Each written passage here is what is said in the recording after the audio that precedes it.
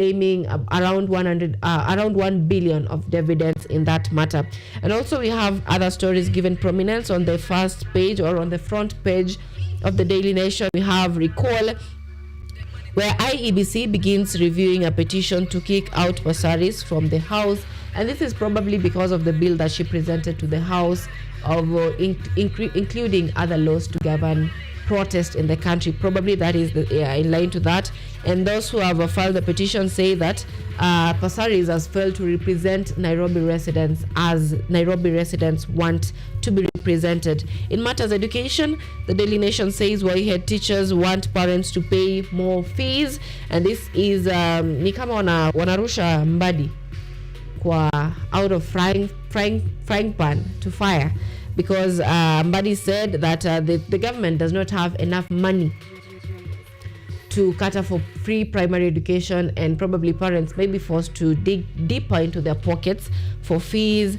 We saw yesterday President William Ruto counter that statement, saying that the government is able and will continue paying for free primary education. And now the head teachers are saying that there might be chances that your students or your child will be paying more when it comes to fees in the coming month because of constraints that have been witnessed in the education sector, with the head teachers complaining of lack of funds to run the schools. In the past, we've seen the head teachers only sending learners home for maybe lunch fee, but as it looks right now, it might be more than lunch fee. It goes further to BOM, money to pay the teachers, money for running the school, running exams, fees and all that. And we've also had complaints of reducing high school capitation from 22,000 Kenyan shillings to 16,000 Kenyan shillings. So that is something that the teachers or the head teachers are planning to charge parents to cater for that reduced amount. So that is on the Daily Nation. On the Standard has given prominence to betraying Kenyans, and we have Musalia Mudavadi, that is Prime Cabinet Secretary, who doubles as the Foreign Affairs Cabinet Secretary, and President William Ruto, and they're talking about them being silent when Kenyans are reporting cases of being abductions or allegations of being abducted. And Standard has given prominence to that, asking the question, why are they silent as this goes on? Why aren't they saying anything?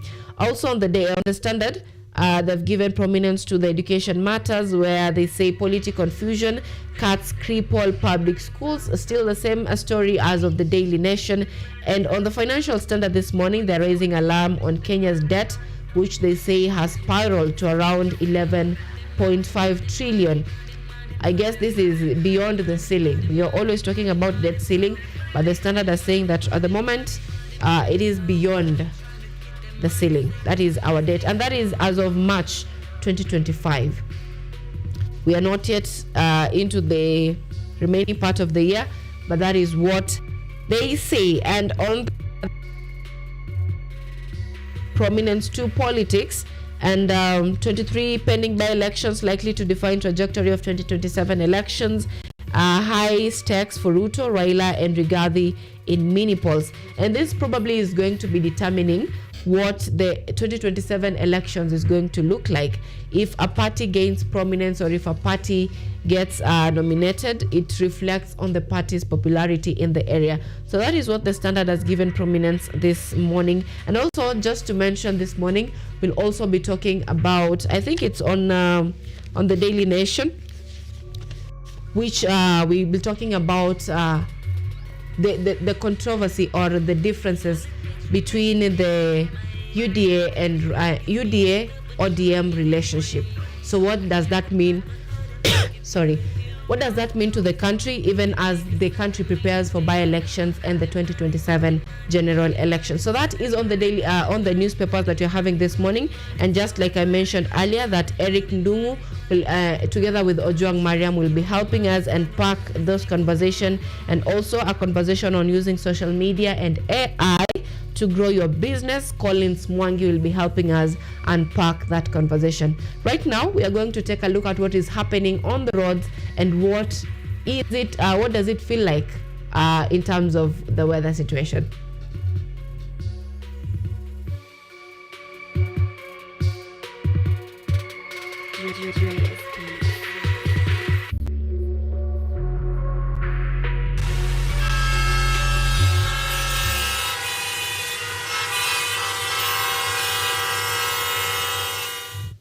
All right, now from where I sit, we are at Kenyatta University, so definitely we are going to begin by the nearest roads to us, and that is Thika Superhighway. And just to mention, si ati nawashtua or anything, but just to mention, this morning from Garden City Mall, that is from Garden City, Rosters, also going forward, there is a really heavy traffic or slowdown or snarl up, depending on how you want to call it. That is from Garden City all the way to Muthaiga. And this is affecting also those coming from Kiambu Road. So if you are joining Thika Road, and you'll be joining those coming from Outer Ring Road, those coming from Madare, if you're joining Thika Road, if it's from Garden City all the way to Muthaiga Interchange or Pangani, you probably want to use a different route getting to town because there is heavy traffic leading to town. And also past Ngara, that is around the Globe roundabout also, there is quite a slowdown around there. Those people using not Nairobi Expressway, but Mombasa Road, there is a traffic. Those coming from Westlands joining town, there is quite a bit of traffic. So you probably want to use a different route that is around Kempinski, around there, joining town through National Museum, joining town. So you probably want to use a different route. And I'm talking about when I talk about tributaries joining Mombasa Road, this also includes Kenyatta Avenue, and those people joining Mombasa Road through Langata Road, that is around Nyayo Stadium. You probably want to use another route as well because there's quite a slowdown on Mombasa Road. And also talking of Mombasa Road, this also includes those people joining Mombasa Road through that is Airport Road. Those people joining through Pipeline, Embakasi, wanna join through Southfield, joining to Mombasa Road, you probably want to use a different route also because there's quite a lot of traffic around that route. And if I mention Airport Road and Pipeline and Outer Ring Road, I mention Thika Superhighway, I mention Mombasa Road through Nyayo Stadium. So that means that all tributaries leading to town, there is quite a bit of a snarl up. So just chill, relax, because it is not a good morning as far as traffic is concerned. And on the looking at the weather situation here in Nairobi this morning, it is quite cool. We've witnessed a situation where almost everyone is having flu. I don't know what the problem could be like, but if I look at according to Google, this is Google weather. In Kisumu, it is 23 degrees Celsius, feels like 25 degrees Celsius, no sign of precipitation throughout the day, and they will be receiving highs of 28 degrees Celsius. If I look at Nairobi, it is 14 degrees Celsius. I told you it's cool. It feels like it. No sign of precipitation. We will be receiving highs of 23 degrees Celsius. So it's going to be a really cool morning. And if I look at Eldoret, it is 16 degrees Celsius. Feels like 16 degrees Celsius. So those are just among the cities that I mentioned this morning. That is Eldoret, Kisumu, and Nairobi. So coming up next is we are going to have a discussion on how to use technology or how to use AI in bettering your business. And just like I said, Collins will be helping us unpack this discussion. That discussion is coming up shortly.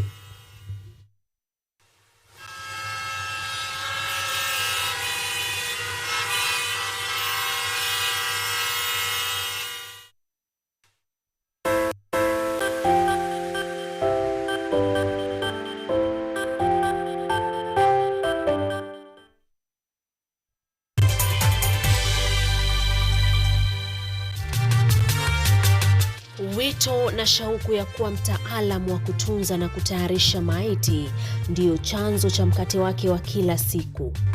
Mimi nilipotaka kufanya hii kazi, pia mimi nilikuwa nasikia kwamba we kufanya kwa hifadhi ya maiti lazima ukue hauko sawa kiakili, lazima utumie. Kwa hivyo hata mimi nilikuwa na uoga. Wiki hii katika kipindi cha Mwanamke Mwake Mwake tunamwangazia Grace Waiyaki akisimulia safari yake ya kuwa mhudumu wa hifadhi ya maiti.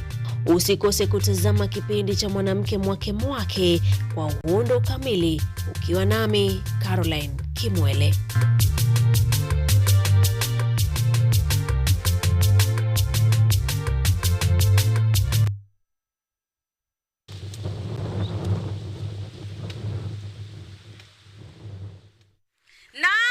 Ungana nami Malkia wa Tarab katika mitindo ya kipwani hapa KUTV.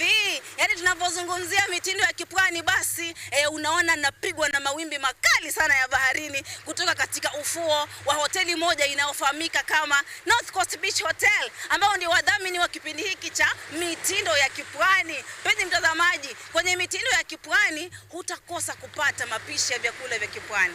Yaani hapa tunazungumzia vyakula vilivyokolezwa na kukorombezwa.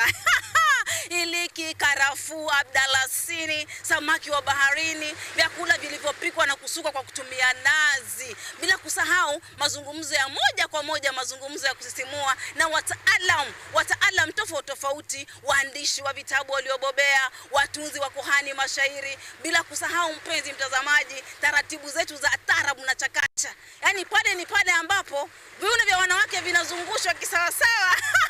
Kama panga boy za trekta ndani ya KUTV mitindo ya kipwani. Ukiwa nami nahodha wako Waridi Tamu. Usiakose matamu jamani.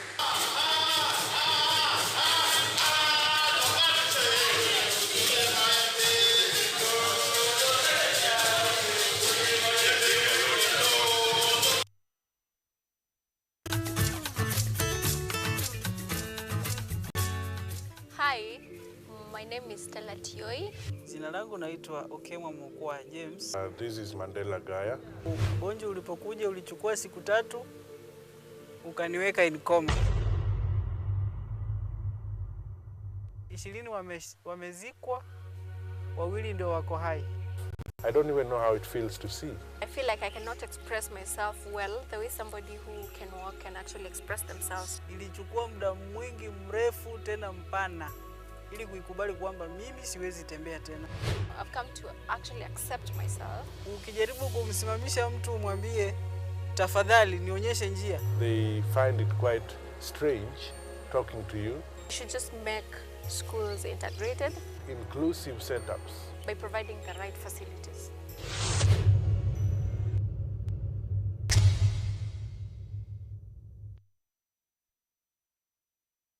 This year, North Coast Beach Hotel has exciting holiday offers just for you. Whether you're planning a July escape, an August family break, or a magical Christmas getaway. For July special, book 2 nights and get 1 night absolutely free, all for just 17,314 Kenya shillings per person sharing on half board, as you enjoy access to free swimming, a fully equipped gym, guided reef walks, and a complimentary sauna session for each booking. For August family offer, make memories with your loved ones at only 11,543 Kenya shillings per person sharing for a 2-night stay on half board. There's free family entertainment, fun indoor games, and lots of activities for children, plus a 10% discount on all extra services during your stay. For the December Christmas holiday, celebrate your festive season in paradise. Book before 31st October to enjoy our exclusive Christmas deal. Stay 3 nights between 23rd December and 2nd January 2026 at only 34,628 Kenya shillings per person sharing on half board. And for our flexible payment plan, take advantage of our lipa mdogo mdogo and pay in easy installments. Call us today to book on 0722 409-458 or 0733-409-430 or email info@northcoastbeachhotel.com. North Coast Beach Hotel, your home in paradise. Are you healthy, or rather, do you maintain a healthy lifestyle? According to WHO, health is regarded as a state of complete physical, mental, and social well-being, and not merely the absence of disease. Welcome to Focus on Health, a show on all matters health, wellness, and lifestyle.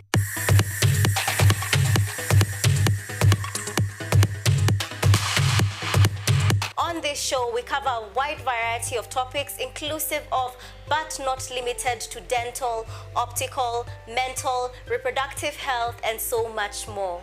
Join me, Joy Bofenda, every Thursday at 7:30 p.m. on KUTV for compelling insights and discussions on all matters health. See you then. Focus on Health, your weekly dose of health and wealth information on KUTV.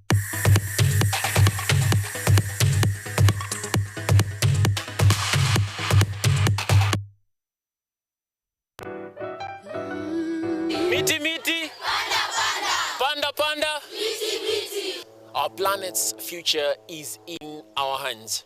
However, there is a threat to the brightness of this tomorrow. On EarthCheck, we share the challenges, the solutions, and the hope. I would call this a very momentous day, a very critical day. Every episode, every story, every step we take creates a ripple. Join me, the environmentalist Emmanuel Kutosi, on KUTV every Wednesday at 8 p.m. and be part of EarthCheck. Welcome.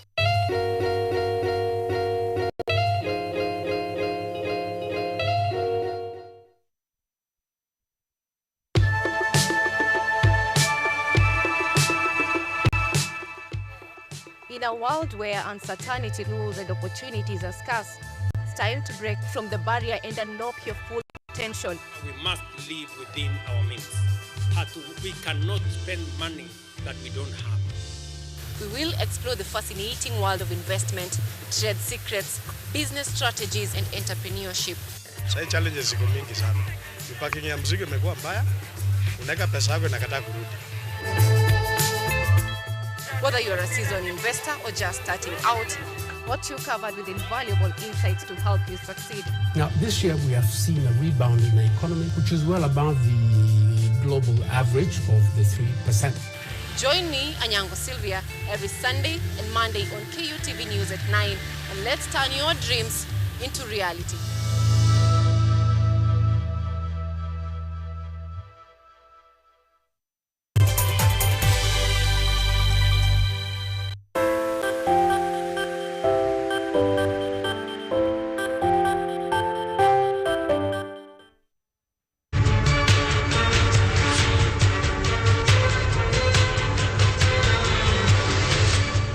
Right, welcome back. We have told you what is happening on the road, the weather, what we are having in store for you this morning. And one of the things that I promised this morning is that we are going to be having a conversation on how to use social media and AI to grow your business in a world where everyone is going digital. Every business actually. These days you can even get Mama Fua's online. You have a community of saloonists online. You have anything that you want, you will probably get it online. There is even a situation where you do house hunting online. So everything is going digital. How well can you better your business as a business person in whatever field that you are? That is something that we are going to be talking about this morning. And to help me unpack this conversation this morning is Collins Mwangi joining us. Thank you so much, Collins, for joining us this morning. Thank you so much, Sylvia, for having me here today. It's always a pleasure to be at KUTV. All right. Thank you so much. Collins, you are CEO and founder of Mimi AI. Absolutely right. What does it do as a company? Mimi AI actually has a very funny story. You see how, like any other young person, you decide, let me make a random app and put it out there. And so with Mimi AI, I came up with just a very simple app that allows meme lords, those people who make those funny memes. You find them on WhatsApp or other people's status and in the groups. And deployed it and left it there. So following day, you get a bunch of more people interested. Hey, we've seen this thing looks like Facebook for memes. Would love to engage more. And then you have more and more people using it. And then it comes down to businesses reaching out to you. Hey, we would love to leverage on this. Would want to use memes to market. And so the more you get close to hearing what the consumer needs and also getting to hear what people need, you get now to realize there are more business solutions that they do need. So Mimi AI, which was just a social platform that is meant to help people monetize memes, and it's also helped to integrate AI and also monetize creativity, ended up now becoming a whole ecosystem of different business solutions, which we are helping business out there, and I look forward to be unpacking them. Yeah. You've mentioned helping meme lords monetize their work. How do they do that? So I'd love to answer it in a very different way, since I think this is the first time in TV we are having a meme lords conversation happening, right? Every time you go on your WhatsApp, what do people post on their WhatsApp status? Probably screenshots of what is tweeted. Yeah, and high chances are people share a lot of memes, right? Now, if you go, one of the ways people also do digital marketing these days is you'd get someone says, ameshika on the WhatsApp status and come, hey, Sylvia, ebu angalia hapa. And then what has just happened there? It's marketing. That was very unconscious or probably subconscious marketing. And so through memes, we came to understand and to realize, one, you could use them to leverage the power of a brand or a business or a product or service. So through that, the businesses or rather even individuals are able to market very well through the power of memes. Now, out of the very same, you're able now to leverage two ways. Through the platform, if I go and see Sylvia's memes on Mimi AI, any business or any person can create an account the same way you do on either of your social media, Instagram, Facebook, or X, and fill in your details there, your M-Pesa number. So Sylvia will be able to make money in two ways. Number one, if Collins sees memes za Sylvia, they are very funny, Collins will send him or her, 50 shillings, 100, or even 1,000. Now, number two, that's the peer-to-peer. Number two is the corporate side, which we've got business which have come to us as Mimi AI, and they've asked us would want to run a campaign with you. And so what you do, we put an advertisement out there. Hey, are you a meme lord? Come and join us for this campaign. We give them the right directions, what to share, what not to be shared, and all those obligations that are required for this specific business. And so this creator create memes, and also they share them either on their networks and also on their on Mimi AI and any other place that would be very comfortable to share. So through that, this creator has made money in two different ways. So the peer-to-peer and also the corporate. And by the way, people are on Facebook, Instagram, and X, but they don't make money on memes. So this is a very new concept, and also a very new concept for how the future of AI and also social media is going to look like. And I mean, probably our biggest competitors at now would be Zuckerberg and the Meta team. And for your information, Mimi is not just being used in Kenya alone. So we've seen creators coming all across Africa and also across outside Africa. where I've seen people from different continents. At least we can register 2 or 3, 5 countries per continent, and that's good trajectory. I'll be set to be also traveling across East Africa also again, because our operations are also heading all the way to those sides too. All right. Yeah. We'll talk about how you manage the influx of meme loads to the platform in a bit, but I want to understand with the memes, there is a use of images. Yes, these days we have images created by AI. You can instruct AI to create an image, but there is a situation where we are having images of random people. Probably their picture was taken when they didn't know, or probably it's used in a way that they don't want. So how do you handle cases where someone wants to sue a meme load for using their photo, or a photographer claiming rights on a photo that is used? So again, not just creating meme AI. One of the things we've also created is called Nomos AI. I think last time when I was here, I was talking about legal AI, and through Nomos AI, we've partnered with a couple of law firms and also a couple of lawyers. And on the same legal issue, whenever meme loads come to the platform, we have given them terms and conditions that they have to adhere to. So number one, well, myself, I'm very comfortable. If you want to make a meme out of me, I do not have a problem. I've seen even a couple of meme of my image, and we understand that if Sylvia saw her picture being used as a meme, and probably that's being commercialized, she'd really wanna press charges.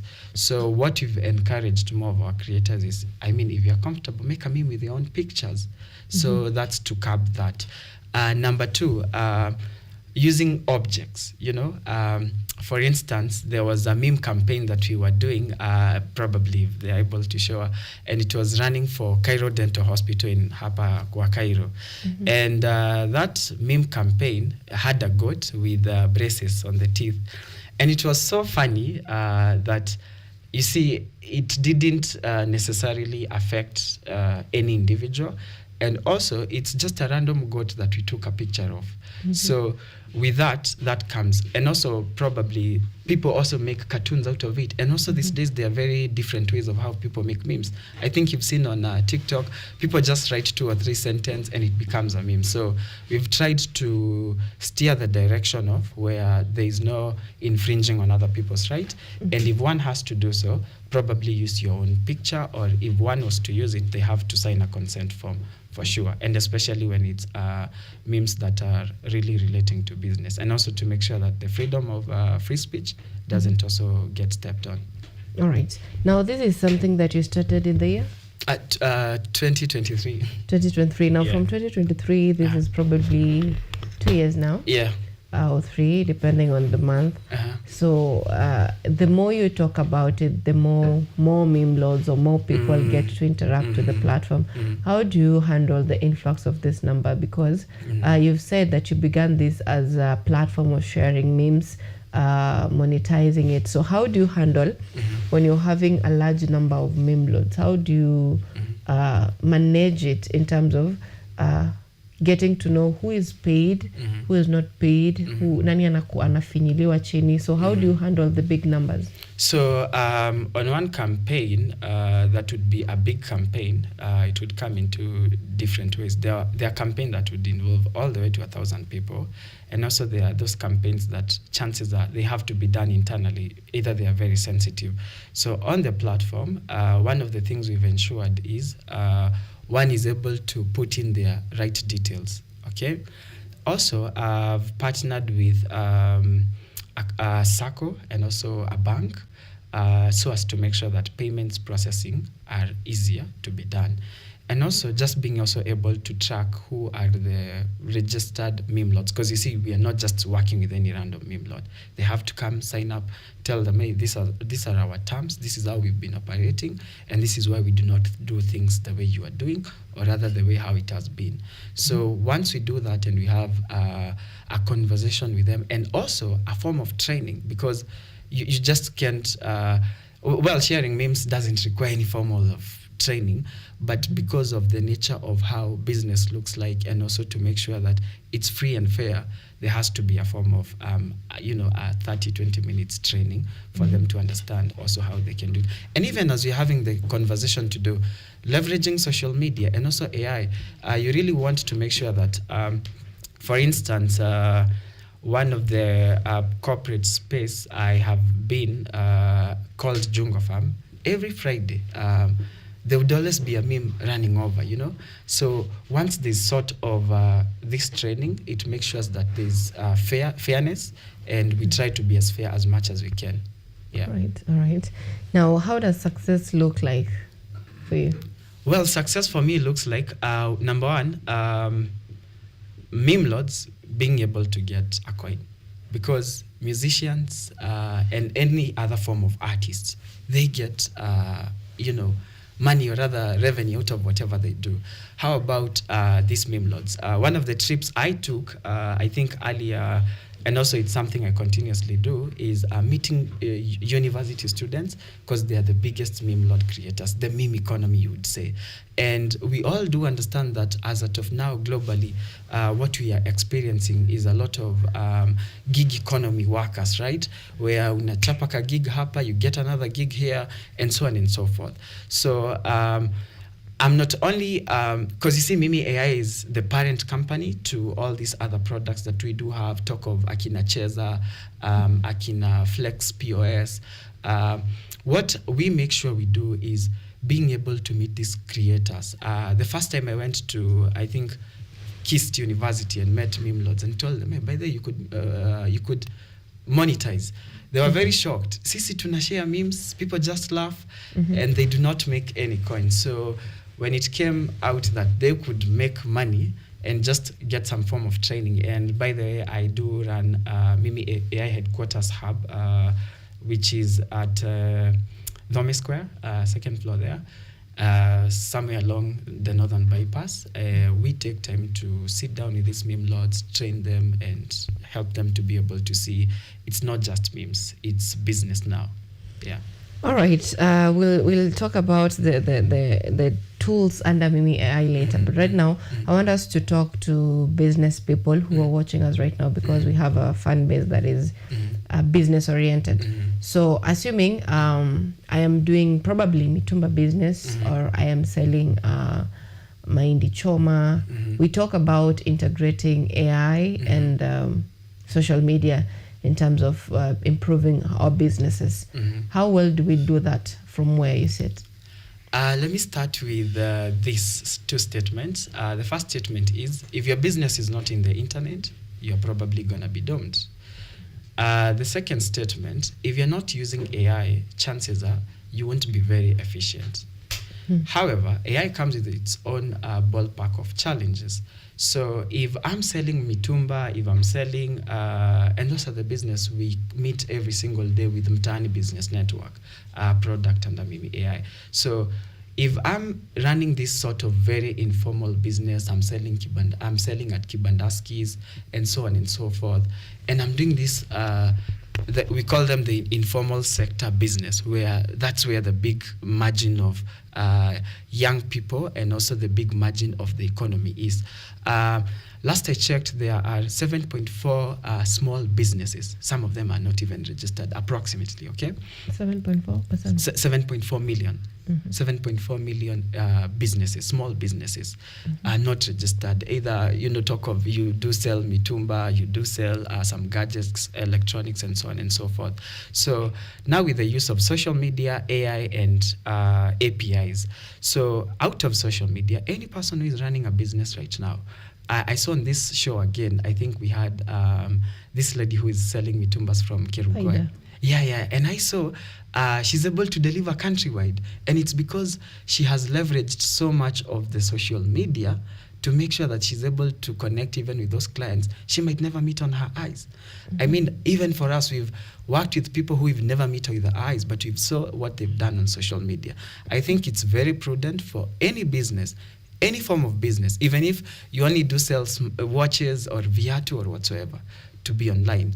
have a Facebook page, an Instagram page, a TikTok, and all this, and even a Mimi AI page. Make memes out of your business. You really want to make sure that what's the communication you're putting. There's humor, there's creativity, and also be very much aware that the consumer of these days is very much aware and is very much informed. Consumer of today's are really much learned. And if they also never had a chance to be in school, the internet has become the school of the consumer these days. And now heading to the second thing, leveraging use of AI. Some of this business that you see, let's say you go to a joint where you do eat, right? Or a joint where you do go and hang around with your folks. One of the things you'd want to implement AI is probably having two ways. A chatbot that can be able to help your consumer be engaged. Now, in the same note, I want to give a practical example. So under Mimi, one of the things we have is cheza.mimiai.com. So Cheza is also gamified marketing, okay? Remember, like I said, consumers of today, they're very much informed. So when you talk of gamified marketing, what is there to be leveraged on? If I go to, let's say I go to a cafe, or I go to a client of ours called Dijan Juice and Fresh Juice and Produce. If I go there, she has a cheza.mimiai. One of the things I see in I go there and start learning, playing games, okay? These are like AI-powered games. I start playing games about sugarcane. When I take sugarcane juice, what does it do to my body?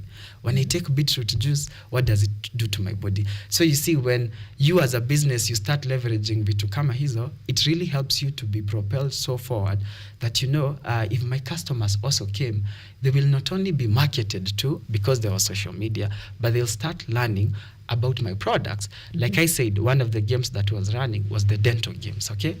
So what the consumer gets is they are not only interacting with the business, but the business is also teaching them, okay? Now, lastly, to something we call API. API is where most of business probably they think, we need to have websites, we need to be all over, and so on and so forth. And as a business person, one of the things you are really counting is the cost of marketing, okay? And the cost of being out there and putting your business there, like I said, from Faida and what I saw on this very show, and where she was, you know what, I really have to leverage every single social media to make sure that I'm there. Now, these social medias do have something we call APIs. Now, a very good example is like the Mtaani Business Network. Now, we are leveraging only two APIs, your WhatsApp API and your Google Maps API. I want to give an example of a hardware called Metumi, okay, along Kiambu Road. Metumi is a very normal hardware like any other, and they are doing a lot of work on hardware and paints. Now, if today I logged into Mtaani Business Network or just searched on Google, verified hardware and paint center, I would get Metumi. Reason being, the business integrated two APIs. That's the WhatsApp API, where if I tap, I'm able to reach out to the owner of the business. And again, if I tapped on the Maps API, I'm able to see the location of where they are at. Now, that explains why every business needs to be on social media to leverage AI and also to leverage APIs. Yeah. There is a saying that AI might replace working persons. What's your opinion on that?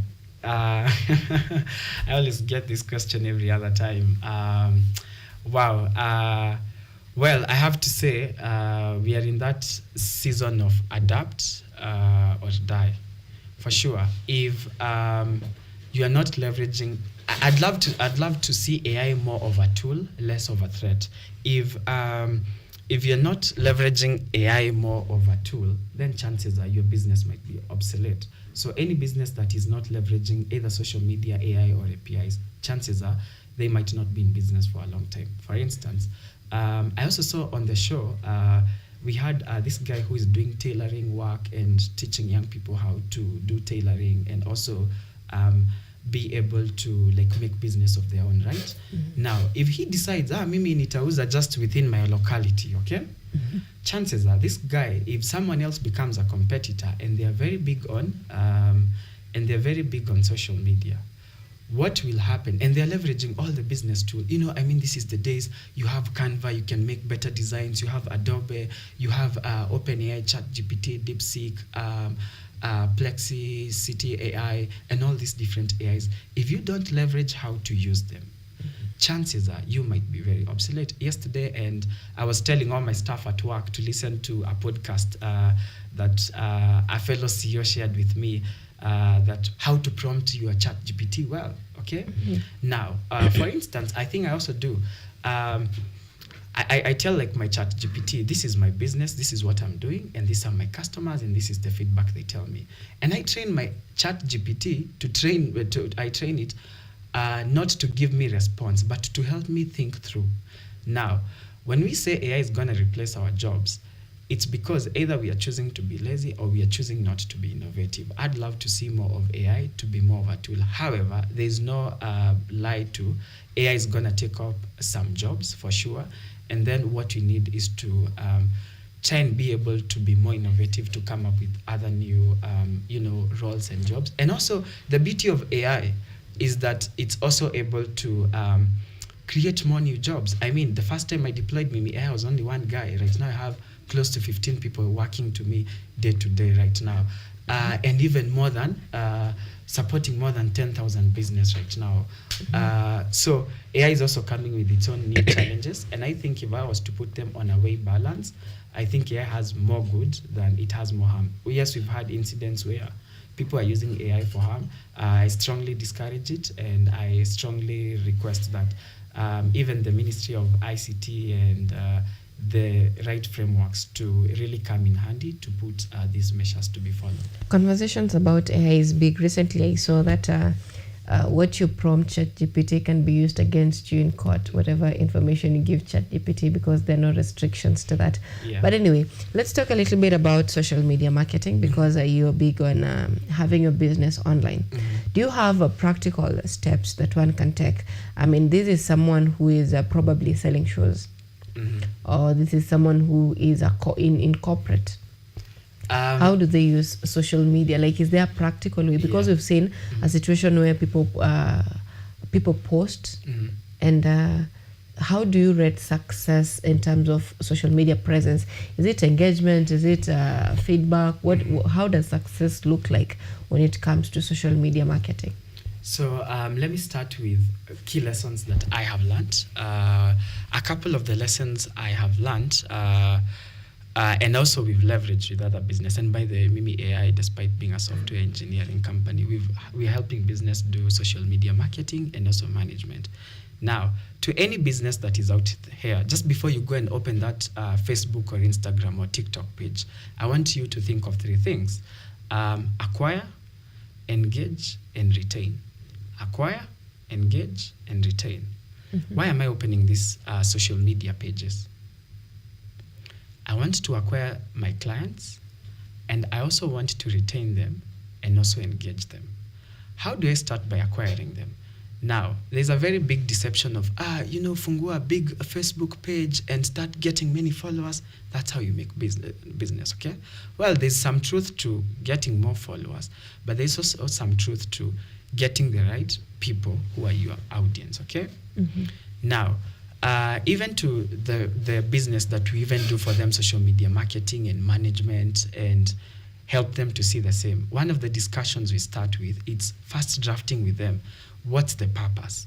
Now, let's say I want to use very practical examples. Let's say I do make juice. Easy juice kukunywa, okay? The ones that you get blended or made for you. And also mtumba, okay? Give me another business. We have people in corporate. Let me give you an example of a journalist. And a journalist, okay? So these are three different business. Now, if I'm a journalist, I have to think of what are the stories I give as Sylvia. As Sylvia, some of the stories, and there's also the personal branding, right? As Sylvia, the stories I give are more to business, right? Now, what are the contents that I'll be sharing out there? It will be very specific content. You won't meet Sylvia talking about politics when it's not business, right? And that makes Sylvia to be very narrowed to the kind of the information she gives. Now, what does Sylvia get in return? Loyalty, because she gets people who are, I have to listen to Sylvia. You see, same way you have to turn to specific shows because when I go to that show, there are a lot of things I learn. For instance, one of the things I see on like Biashara Tuesday, when I go there, I know I'll always be meeting new smart minds who are coming here to give their insights, and I learn from them. And like when I go to a different media station, that's a thing I would get. Now, that what Sylvia has created to the consumer ni FOMO, fear of missing out. If you don't watch Sylvia's show on Biashara, now you are missing so much, okay? Now let's go to the Mtumba person. Now this Mtumba person, like I said, they do not need even a website. They only need WhatsApp and maps and people to know where they are in their social media. Now, let's say I sell viatu, okay? And this is my Mtumba business. One of the things I would be very keen to, itakuwa getting the right quality of the product, because talk of the product or service or whichever industry you are at. So when I get these mitumbas of mine and to say me at the household utensils and many things that Kenyans do sell, and Kenyans are better businessmen than any other place I've traveled around. Now, when Kenyans are very proactive, productive, and very smart. Now, when I open the shoe line to say me viatu safi ama casual smart, now what I'll be leveraging on is to put the right content there, and then when I put that content is helping me to acquire these people. And how do I retain them? What are some of these very smart ways I'll do? Would I need to animate? Would I need to make very nice videos out of the viatu? And these days you only need your smartphone. That's the power of your smartphone. Now, again, when you talk of this person who is also selling the fruit juice, now the consumer of Skuhizi, one of the things I've come to like about them, and like before, and I saw this story being covered again on Al Jazeera, is people want to see your face. There are times I've walked somewhere and someone's, you are Collins, nice to see you. They relate you to the business, not you just putting my posters there and there's no human interaction. Now, what are you doing? You are not only acquiring, but now engaging through you, Sylvia, now talking, okay? Even these days, AI can role play. And I really urge more business to be more authentic than to leave AI to do everything for them. And then you want to retain. How do you retain these people? Now that uko na social media, grow your pages, you've met the right people who are subscribing to whatever you do, and then there's the power of community. These days, people trade within community and the community, it's a WhatsApp, like I was saying, what we are leveraging on Mtaani Business Network and Akina Flex POS, because what you get from these local businesses, it's people trade within their communities. And now, how do I make sure I retain these people? Does it mean I'll have to create loyalty programs? Does it mean I'll have to gift them? Does it mean I'll have to use vouchers? Now, before you see that kajani imekuwa quite long, you are not only creating the social media page peke yake and now engaging them, but then you're starting to look at now, because I have social media. And one of the things I like about today's business world, it's that competition is global.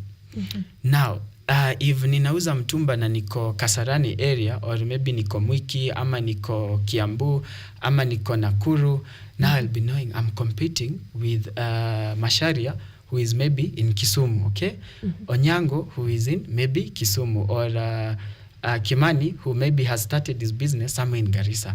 Now, through social media, it has really allowed to have interweb, or rather like inter-county, or the geographical area doesn't become limited. It becomes business can be done all across.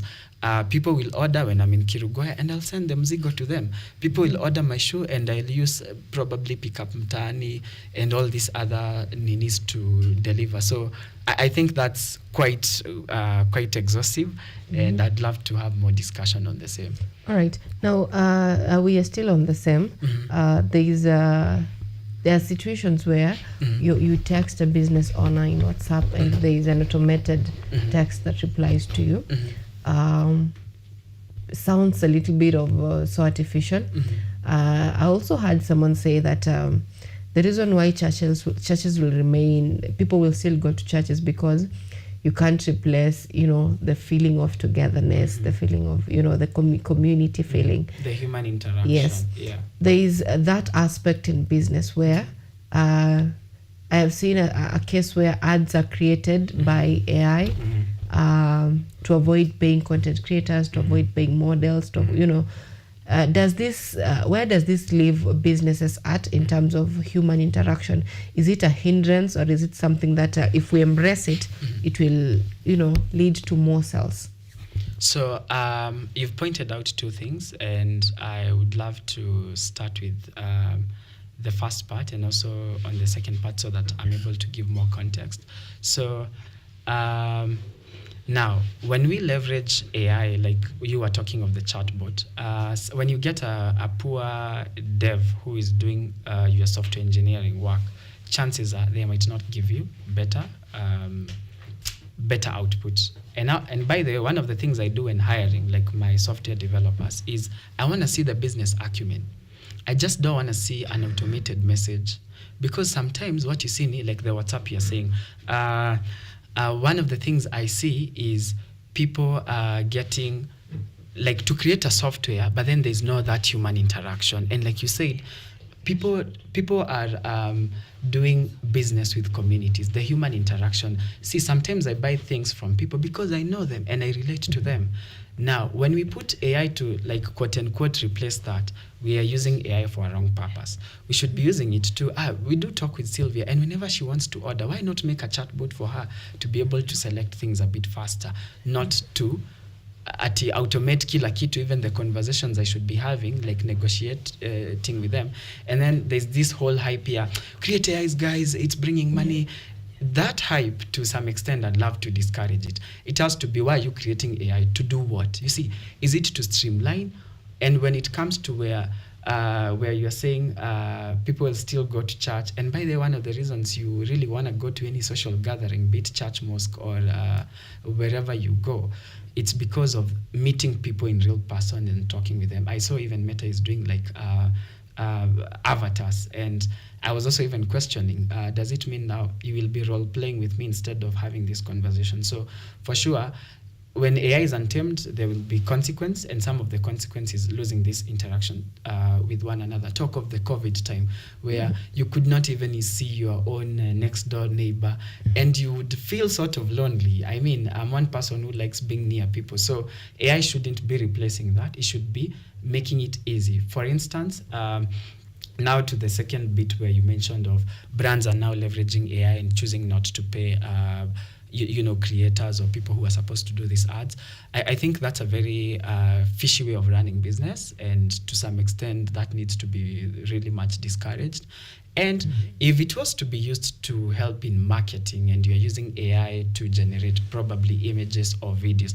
Now, there's these videos I see that are falsely generated, and one of the biggest challenge we'll be facing us in the age of AI is, my time with Akina Open AI and Akina, the likes of Meta, one of the things, the conversations you'd see ni ati false news, false information will always believed to be there. And now where the disadvantage comes is, now as a brand I choose, now I want to work with humans, I'll let the AI do the job for me. Then I'm also setting myself up for failure, because I need a human brain or a human mind to be there, help us be able to model the AI, help us learn things. And also, if I'm a graphic designer and I'm using AI, I really need that human touch, because sometimes, has someone ever sent you a WhatsApp message? Now you can tell this is AI generated kabisa, and you feel there's no human touch. Or even a business automated response. Sometimes you even ask the question, how much does this cost? Sorry, we are unavailable right now, we'll talk to you. You see what that also tells me as an informed consumer? This is a business that does not prioritize customer eccentric. One of the secrets you see with some of this business is being very customer eccentric. The customer is the king, and the customer is the one you want to talk to, more or less. Yeah. But whenever someone is having a business, the main goal is to make profits. Yeah. So choosing to use AI is a little bit cheaper. So it's a situation of rig or be rigged. You're not using it, but your competitor is using it. So how do you handle that situation? Because using AI in terms of generating content, in terms of marketing and all that is cheaper, way cheaper than using real people. How do you balance between the two, choosing the cheapest option and choosing relationships? You've just made me recall a meme I saw of this boss wearing a very big suit, and they were saying, if your boss wears like this, you are very assured your job won't be replaced by AI. Anyway, that was very funny to see. And now that relates to the day-to-day use of AI. Now, if I was choosing, because most of the business and every business, the reason as to why business are existing is to maximize on profit, interest of the shareholders, and all these things. And again, we are in a capitalist environment, sadly, and if I was a business, I think I would have to reevaluate. And one of the things I see most business persons are not doing, they are not having these conversations with themselves. How do we use AI? It's the hype, and then they think, Pia Mimi, I need to use cloud. Oh, Pia Mimi, I need to use ChatGPT. Oh, now I need to use this Canva AI model. Now, if I was looking at that and what I have been using personally, you could still have the option of send these 15 people home or people who work for you and decide let AI do everything for me. But then how about the relationships, the human touch, the community? How are people trading with one another? For instance, sometimes we engage in doing workshops, and some of the best feedbacks we get from our clients, it's through these workshops that we've done. For instance, I want to give a good business that we've done the same, and I took so many lessons. And sometimes, as part of even being a crazy founder, take notes, record your own audios and listen to them again and again. These are some of the things you do when you're working. Listen to them. Ask yourself, have those conversations with yourself. So with this workshop, they are called Higher Bloom Cradle, okay? It's also like AI that also helps mother to track pregnancy, okay? Now, we've been doing a lot of outreach and also a lot of webinars and also a lot of meeting the users and the expectant mothers and also giving them the solution and hearing from them. If they choose to market without involving experts and their consumers, chances are they'll make a very vigorous or very AI-generated content and put it out there. But you see, when you go and meet this expectant mother and you ask her, hi, Sasa, how is it going? They give you the real feedback, right? Now, if a business chooses to eliminate human resourcefulness, it's eliminating two things. It's like shooting yourself on the feet. You're eliminating the relationships, because every people you bring on board, they bring new relationships, and this is the role of business development managers. So AI will never be able to do that. And in as much as the hype is big, AI will never be able to interact with Sylvia to this capacity of which I'm interacting. And that's why I was giving the example of there are messages you get that are automated, and you can tell this business is not consumer-centric. Yeah. All right. Now, as we bring this home, there is about 14 plus tools under AI. Absolutely. Right. Talk to us about the best three that are among the tools, the best three, and how their effectiveness to someone who is doing business. Yeah, so it's really hard to choose the best three. Yeah, it's really, really hard to choose the best three, but I think I would want to put it this way. If you're a business and you are doing, because we are both in manufacturing, we are in all industries as out of now.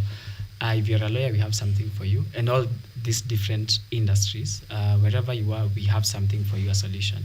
Now, let me start with Mtaani Business Network. Mtaani Business Network, you can get it on biashara.mimiai.com. Mtaani Business Network allows people to be able to list their business. It's like an online directory where people can go and check business and reach to them via WhatsApp or even the maps. You just create your business there and upload and say what you do and where you are at. That is really good. As you create all your social medias and everything, you need to be on Mtaani Business Network. I'll be doing also a trip around East Africa and also around Central Kenya as well to also meet more new businesses. And also we'll be having our webinar for Biashara Mtaani, where we'll be meeting this business and talking with them. We will be alongside GDC Sacco, another financier, another business, Cairo Hospital, Kelsey Spa, and so many of our clients too. The second one, I think that it's good for business, it's loyalty. Now, I remember I talked about acquire, retain, and engage. When you want to engage your customers, how do you do that? You want to give them gifts through Giftika Widow, okay? So that you know discounts kill business, you know that? But vouchers do not, because until they are redeemed, it's when the cost is incurred. So I see most business, they go and give very crazy offers. Something was to be sold at 10,000, it's being sold at 5,000. That's killing the business. And like I was saying, the first thing you want to do is have this conversation. So when they use loyalty through Giftika, I think that's another platform that any business can leverage on. And lastly, I said Mtaani. Mtaani, you have Flex POS also alongside there. And lastly, I think every business needs something we call BI analytics. Most of this business, it's also another product there. They have a lot of data. Consumers come, they write their phone number, they write their email address. How do you leverage that data to now retain them and entertain them? And when you leverage BI analytics, you are being able to also leverage Cheza, where now games will be made across your business too. Yes. That was a very tough one. Hey. Choosing among 14 plus. Yeah. But you know you've interacted with them, so you know best. Yeah. And I think in this context, because it's more business, I think it's. But I think above all, they need memes. Banama. We all need memes to survive. Yeah. Anyway, we are bringing this home. Do you have any last word for our viewers who's probably starting a business? Any secret that you have for them? For those maybe they're starting, they've been in business, they are veterans in business. Any advice or secrets that you'd like to give to our viewers, and finally how they can get to you? So to those who are starting, I think what I'd love to tell them, it will all not make sense. It also doesn't harm to sleep 4 or 5 hours, as long as you have the clear directions to what you are doing. You won't get funding, unfortunately, if so easily. It will be very tough. It would mean for you to take a small job to cater for your bills. It would also mean for you to sacrifice so much, especially your personal time and also your peace of mind. But one day it will come to pay off. I've been a subject to that, where there were times I've not even slept more than enough. But it now comes to pay off. To those who are already in the business, take a moment today after the show to reanalyze your business. What have I been doing? What is so wrong that I've not been doing? And also, how do I need to improve? Does it mean for me to talk to an expert? And now, who is the expert you want to talk to, or someone who has been there? Someone who is doing business. I see most business people getting advice from people who are not in business. It's like an entrepreneur going to get advice to an employee. Yeah, you know, those are two different people. And sometimes, you know, and in part of personally growing, sometimes you have to be very humble enough to listen to even those who, they are not supposed to be advising you, you know, but you pick the right advice. And the other thing is to leverage on your networks and also the communities for those who are existing, so that you can maximize your reach and your audience. To the veterans, keep inspiring us. You're really doing a good job. I mean, I would also want to even just appreciate, Dr. Charles Kioko, CEO at GDC. He has been such a very good gentleman who, he's always, hey, you really have to work hard. And sometimes when I'm nearly giving up, he's the guy who reminds me how I was here some years ago, and why you are seeing me now, it's because I choose not to quit. And someone else, Mark Kaigwa, CEO at Nendo. This guy has mentored me since I was a young man, or rather a young boy. And one of the things I see, it's the passion for him with the young people, where you find Mark is that person who, he has been there for quite some time, probably 2 or 3 decades now. And what you get, it's not generic advice. You get it's advice of this guy's in tech, I'm in tech, and the problems I face are the problems that his faces. And to these young folks who are coming in business, get a good mentor, someone you can decide, like I do personally, every single Sunday after church. Meet over a cup of coffee, talk with either Mark, meet Gioni with Mr. Kioko, probably tell them these are my problems. And you see, sometimes one of the things I came to realize, most of the business people and entrepreneurs, much of the problems they face are not even money. It's because they never spoke up. Because sometimes you have something that is clearing your vision on what you want to do, and unfortunately, because you didn't share with someone who knows you better, they are not able to do so. And many other, Mr. John Moshoki, my own parent, and also an entrepreneur, learning from his mistakes. And by the way, being able to be very close in their personal lives. Like my mzee, I would see he only had a mattress and a desk and a computer. And you just sleep there, Mr. John Moshoki, okay? And I would ask, this guy is making money, mbona analala chini?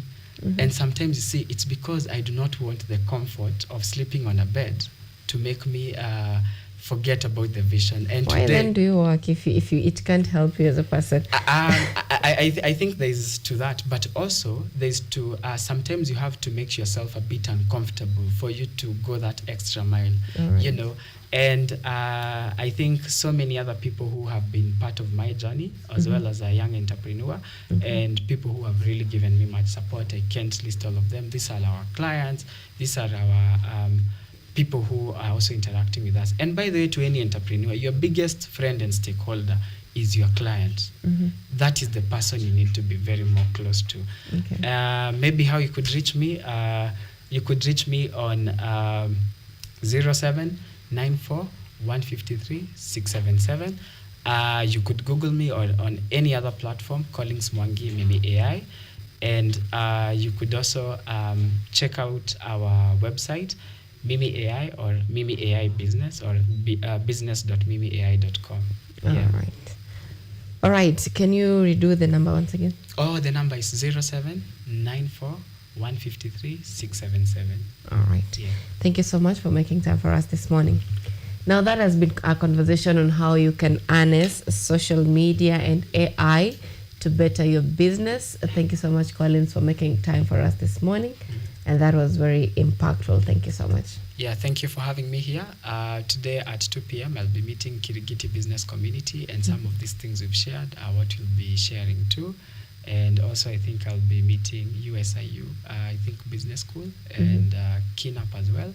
And I look forward to sharing this. Let's have this conversation, because the only way to fight unemployment is Kenya is to make more entrepreneurs and create more opportunities. And if we have that kind of mentality, we won't be asking the government to do things for us. We'll be challenging them to be part of our solutions. All right. Yeah. Thank you. Now, to our viewers back at home, we've had a case where you're in campus and you have to do business. You have to balance between your business and studies. Today we are featuring DJ Sheriff, who is a student balancing DJing, being in clubs, being in celebrations, Rorasho and all that, and still balancing that with his education. That feature will be coming up shortly after the break. Then after the break, we'll be having a conversation on the state of our nation that is on Newspaper Review. See you after the break.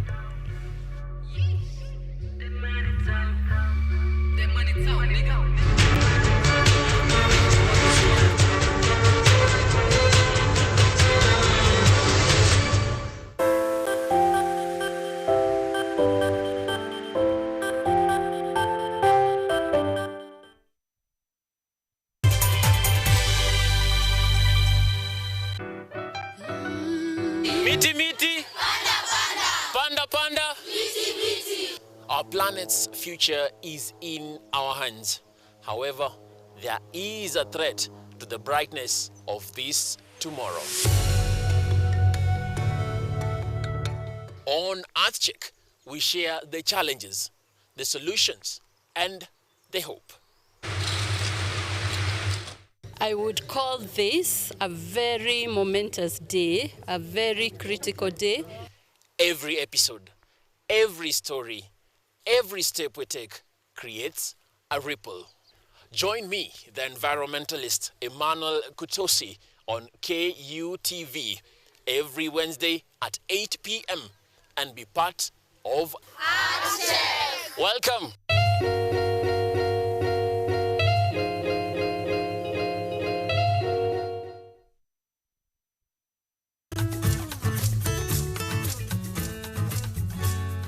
Hi, my name is Stella Tioi.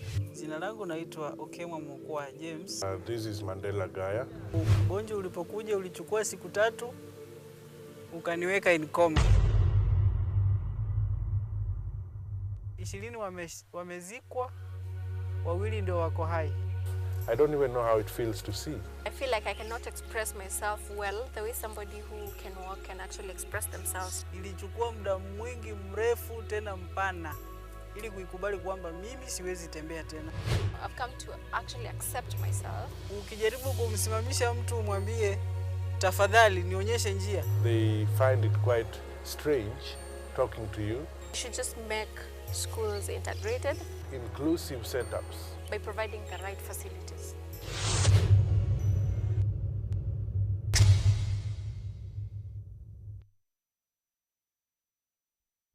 Are you an aspiring media practitioner, a graduate, or you just want to advance your skills in television production? Then welcome to Kenyatta University, where education meets innovation.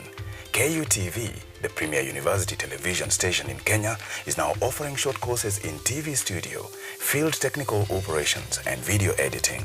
Through these courses, you will acquire hands-on skills on camera operations, media production, lighting techniques, audiovisual editing, and sound and visual control, and how to operate key equipment in modern TV control room. Enroll today at KUTV and discover your full potential in cutting-edge TV broadcasting. Graduates of these courses will receive professional certificates. For more information, visit our offices at KUTV Studios or call us on 020-870-4252 or 020-870-4255 or SMS us on 0739-110-544. KUTV, a new experience.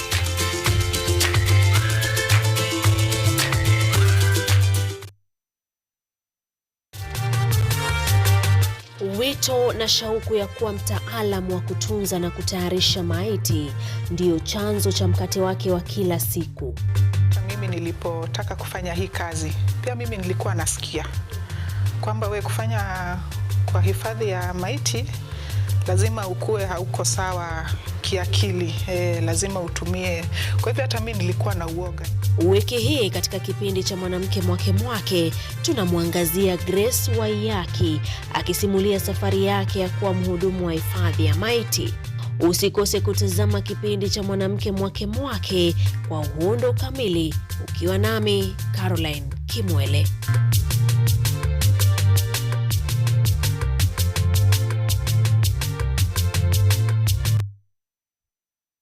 This year, North Coast Beach Hotel has exciting holiday offers just for you. Whether you're planning a July escape, an August family break, or a magical Christmas getaway.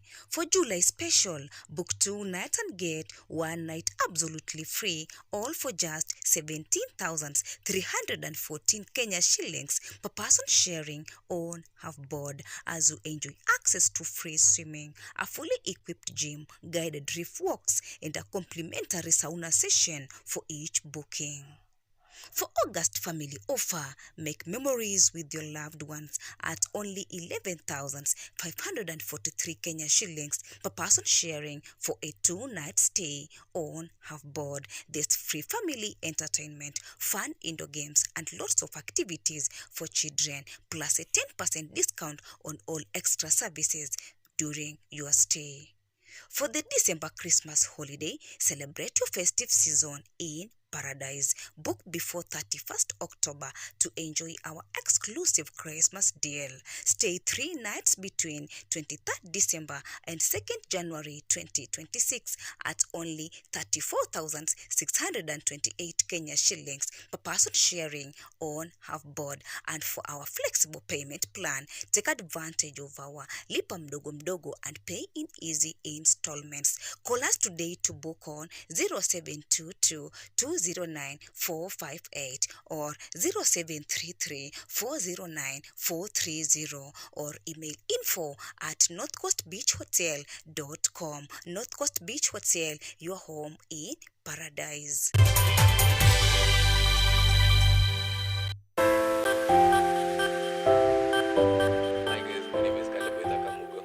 Currently a fourth-year student at Kabarak University, pursuing mass communication. I'm also a DJ. Hi guys, my name is Kaleboida Kamugo.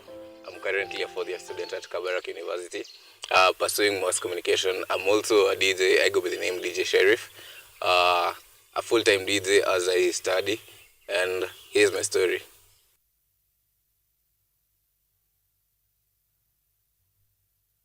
My passion for music started nikiwa class 5. I think that's when I DJ'd. I started DJing. Naona ile ya kutry out ile yenye tukicheza game naweka sahani hapa alafu nafanya hivyo.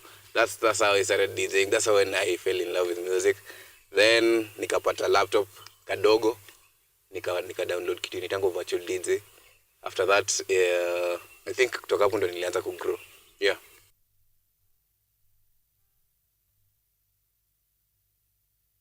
I think my love for music, na pia I saw an opportunity to stand out from the rest of the crowd.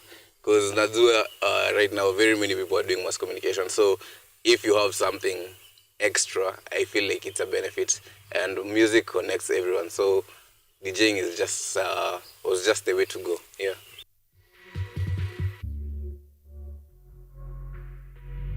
It's a funny story. When I first started DJing, I didn't go by the name DJ Sheriff. Nikiambia jina ingine by the name mtanicheka, but I used to go by the name DJ Emils. Kitambo, hiyo ilikuwa class 6. I think hapo ndo my family started realizing that I like music, I want to do this stuff. My dad kwanza alikuwa amekataa. Alikuwa amesema engineering school is where you're going. But later on, when I came to high school, nikakuwa entertainment organizers. After that, akaanza kuona yenyewe ukijana mambo ya entertainment ndio inamfaa. Story engineering na imemtoka. So after that, akakubali. My mom was supportive. Yeah, I think my whole family is supportive.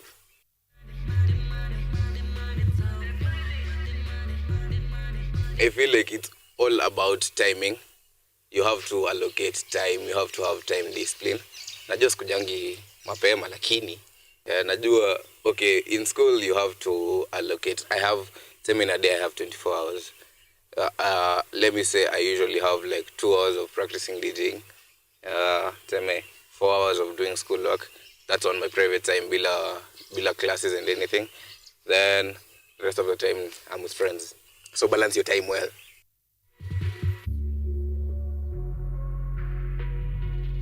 Yeah, obviously. Kuna siku utapata niko na show Wednesday night in a place inaisha 4 AM. Last day asubuhi ndo lecturer wangu hapa nakata asubuhi physical. Amesema ni mimi na wewe one on one. Kasema, hey, it's hard sometimes but we gotta do what we gotta do.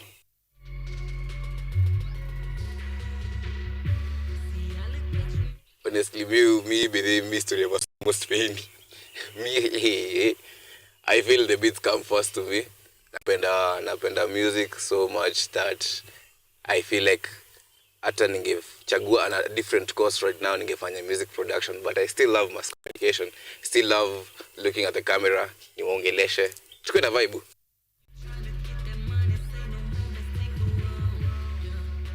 My classmates are supportive. Kila time I have a gig, the first people to show up to the gig, na hata kuje, okay, they don't buy drinks ama anything. They just come hype me up, tukae na how to vibe na how kiasi. Yeah. So I feel they are supportive and I really appreciate you guys. Class of 2027. So 2026, class of 2026, I really appreciate you guys.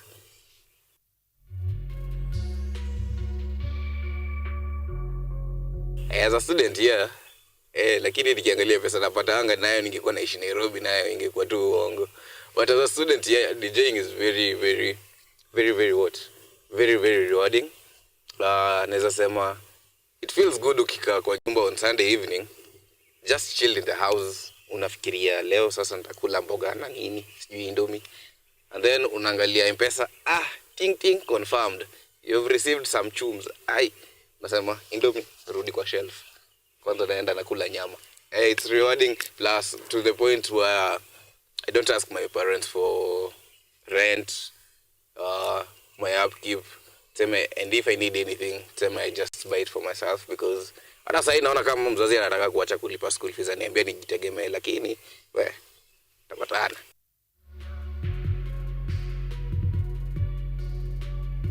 Handling clients and everything, I created a separate email basically for having where I separate my work life and my school life. So I have an email here, shule, and everything that I do in school comes there. But I have an email where every booking I get comes there.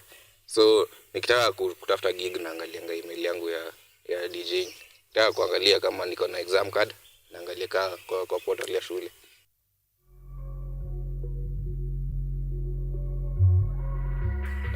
Just a group of friends, a small clique of friends, most of which are PT hata 5. Naona. So tunakanga nao kwa nyumba, some polite music, some soda, hivi moja mbili, tunapika kanyama, tunakula na ugali, like just, alafu tunaongea stories za maisha. Tunachongoana na kila kitu, exactly. That's what keeps me, and I appreciate you guys.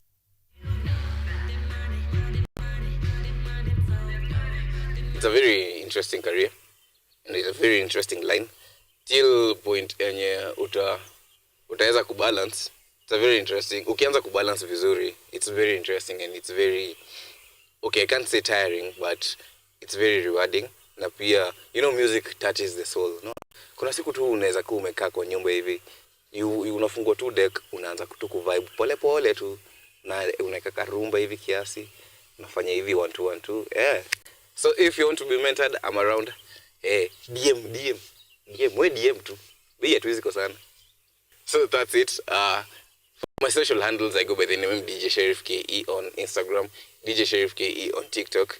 And for those who want to book me, my Gmail account, my email address is djsheriffke@gmail.com. For number, we DM tutapatana. DM Instagram. Peace. Stay safe.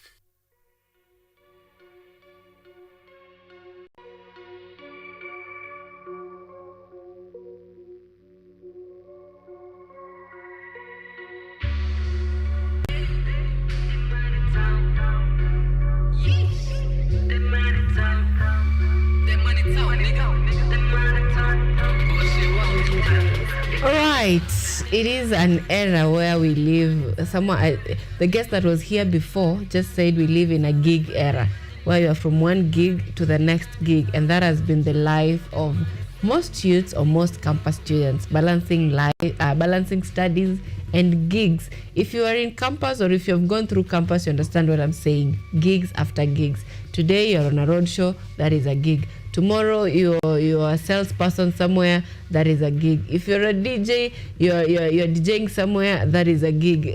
These promotions, unatembea kwa lori, una dance, that's a gig. So we are living in a generation of gigs after gigs, and most of campus students are really managing it well. If not gig after gig, there are those who have begun their businesses. We'll have a feature someday here of a young lady who began selling tops to her classmates and her roommates when she was in first year, and right now she's owning a million worth business. That is Mtumba business. And it's something that as young people, we often overlook. The small business, the small gigs that we balance with education is what keeps us going. The experience you get as you begin your journey, when you have no shame. Remember, when you're a young person, you don't have shame in doing anything. So the earlier you begin doing it, the better, because most of the employers will want you to have 10 years experience when you've just graduated. So it is time to begin right now. That business that you want to do, whether in sales, whether it's in offering services, do it as early as you can. And balancing it, money is good, but try to balance it with your education. So that has been a feature on how our beloved DJ here in KUTV balances his books and studies. We are having a discussion, and that is on the newspaper review coming up shortly.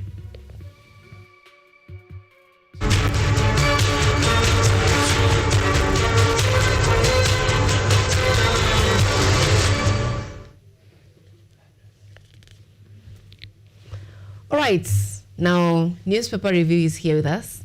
Ojuang, yes, thank you so much for making time for us this morning. Asante pia. It is Good always morning. a pleasure to have you on Biashara Tuesday. We have a mandate. Yes. They've always taught me that to whom much is given, much is expected. Lazima tuendelee. Lazima tuelimishe. I've had comments saying that you give bold comments. Some say that you should watch your back because we live in a regime where unaweza kuna tembea unasikia tu people are running. So some tell me you're doing a good job, keep doing it, keep injecting, but others also say that Watch out from watch out. I appreciate. You see, before 2019, I used to be someone different. Like mimi na wewe tusumbuane kidogo, I say si lazima, and I start finding ways to commit suicide or eliminate my life.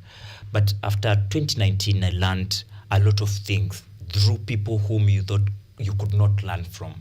In the old days, people used to learn from people who are older than them, that you have to go to a teacher who is like a parent to you or older to learn.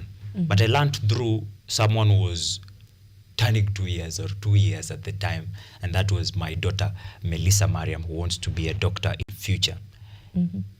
She taught me how to be responsible, that you don't always have to run away from your problems. And us as a country or as a youths of this country, we don't own our problems. Kama saizi tukuwe na shida ya barabara hapa hivi tunalia ya mbunge ndio nafaa tengeneze. Kukuwe kuna shida ya masomo tunalia ya mbadi sijui na Ruto wanatufanyia. What about us? The third president of this country, the late Mwai Kibaki, taught us to be asking ourselves, how can we help the government? How can you help your neighbor? How can you help your brother or sister whom you don't share blood with? When you are doing all these duties, you have to be honest, you have to be transparent, and you have to be cautious. I'm always bold because I speak my mind, but I'm never insolent.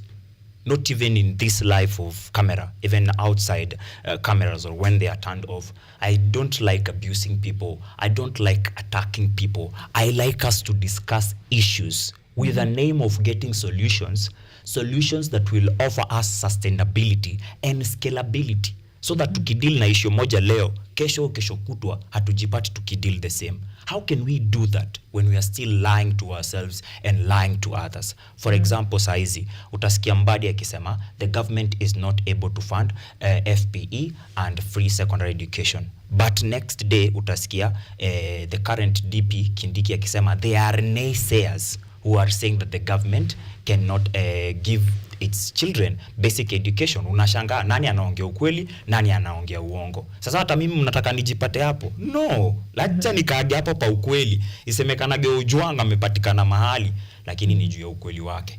Such things zimeweka watu kama Mwagodi, zimeweka watu kama Boniface Mwangi. No one cares. Wewe ongea ukweli wako. Bora usitusi mtu. Now that we are still on education issue, it's given prominence on the Standard and the Daily Nation. Still on the same, on who to listen to. When we had the previous CS, that was Ndungu. The previous CS for which? Treasury. He used to say, serikali haina pesa. Hatuwezi fanya hii. And everyone was like, no, he's saying his own words. And now we had the interview, the interview that Sifuna went to. He said that those people, if we look at their profile, they had their own agendas. They were not sent entirely by the party, because Sifuna says that after they were sent in government, the party released a statement that they have gone on their own.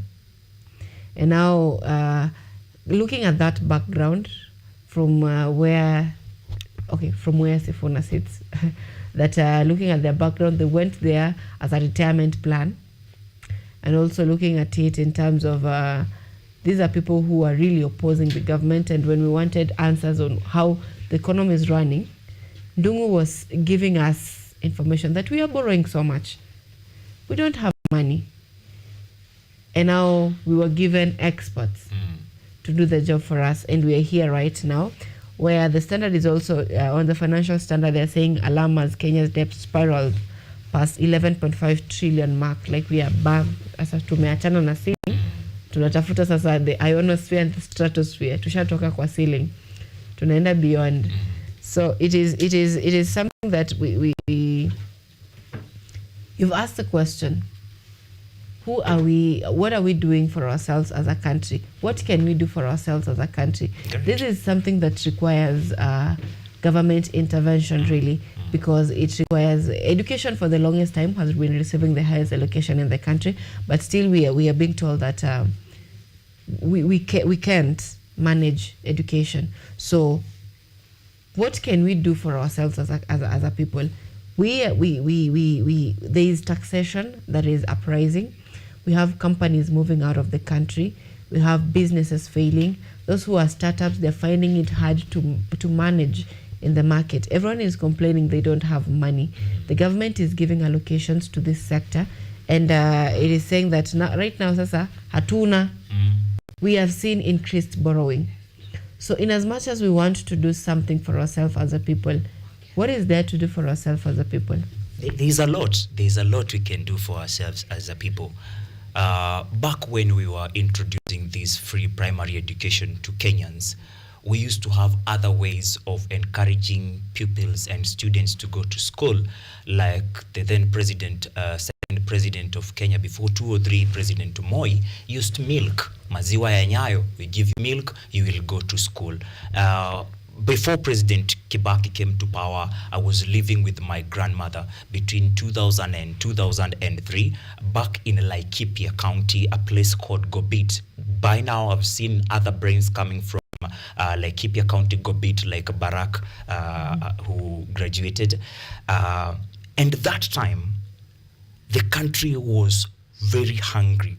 We had a lot of drought. In fact, they used to call it in Kikuyu, ngaraguya gadeka, meaning the hunger of that kind of maize they used to call gadeka, yellow maize that was being given as donation. But you see, people were still going to school. What were you taking to school as form of fee? You are supposed to carry a firewood. You are supposed to, if you don't have firewood, your parents or grandparents could volunteer to cook for others. Others could volunteer other things. We've had these stories even in dramas and plays where you've seen Tom Daktari when he's acting his mwalimu things and anaambia, wewe baba yako analetaga kuni. We used to have that. Then Kibaki comes and says, no, the only way we can empower this community now that kuna kuwaga na corruption mingi, tunaweza tenga pesa za hii na zipotee, is by giving them education. So that as tunawaibia, some of them will actualize something in their brains and they will give back to their society. Tukatoka hapo hivyo, that was a first term president. He came and declared FPE, free primary education free, and it worked. Fast forward to 2012, the then president, fourth president of Kenya, President Uhuru Kenyatta, comes in and declares free secondary education. That is 2012. What happens in 2022? We are told, driving on a hustler nation, that we'll have free and accessible education. Accessible education means it's absolutely free for your child or another person's child to go to primary, to go to secondary, and eventually go to campus. They started by not touching that. They went direct to campus and introduced NFMs, new funding models, that were opposed greatly. They did away with help. They did away with help that did not receive a good effect from the people. They did not want it. They said, no, we don't want it. The government calls for committees and tell them, look guys, sit down, evaluate our higher education or tertiary education. What can we do? They go ahead to say that we don't have money. They did that. But then the opposition said, we have money as a country, we just have bad leadership. And people like the current CS Treasury, CS Mbadi, said that the education of this country, if the ODM helpers could be given a chance, would work. And he went on to be the CS Treasury. Juzi, I heard Rigathi Gachagua say that there is a plan by President Ruto to dismantle and finish ODM. Let's look at things how they are. Ndo hapo ndo boldest inakujiaga, analyzing facts. This government ya Kenya Kwanza inasema hatuna pesa za education. Mbadi anasema hapana, tuko na pesa, nyinyi ndio viongozi wabaya. Mbadi anaambiwa haya, kuja basi, angalia hizo pesa, wewe ndio CS wa Treasury. Anasema hapana, he. Makosa haikuwa serikali ya Ruto, makosa ni hakuna pesa. As tunasema hakuna pesa, we have cash like 1.2 billion that is being used in State House. We have other cash being used in the PR that they are doing. We have money as a country. We have money as a country as long as sisi wote huwa tunaamka. Kila mtu anaamka na anakatagwa pesa mingi kuliko zile ambazo huwa anatumia mzazi wake for those who went to school to help their community. For example, saizi ukilipwa 16% kwanza kwa gava. Ikishamalizana hiyo, SHA wanakukata. Wakishamaliza wanakuambia NSSF wanashughulikia uzee wako, wanakukata zingine. But wewe ile yenye na bado Mungu hajachukua 10% yako, mzazi wako mwenye alihaso hivyo vyote ya kufikisha hapo, hajapata anything. So black tax iko hapo hivyo. So you only work to help the government. Why? You're supposed to work, do personal development, and then the rest you contribute to the society through taxes or helping someone hapo kwenye nje. Sisi wa Kenya ndo wabaya. Tunafaa tunashughulikia leadership yetu, ndo tukue na viongozi ambao wako pale hivyo, not like kings and queens.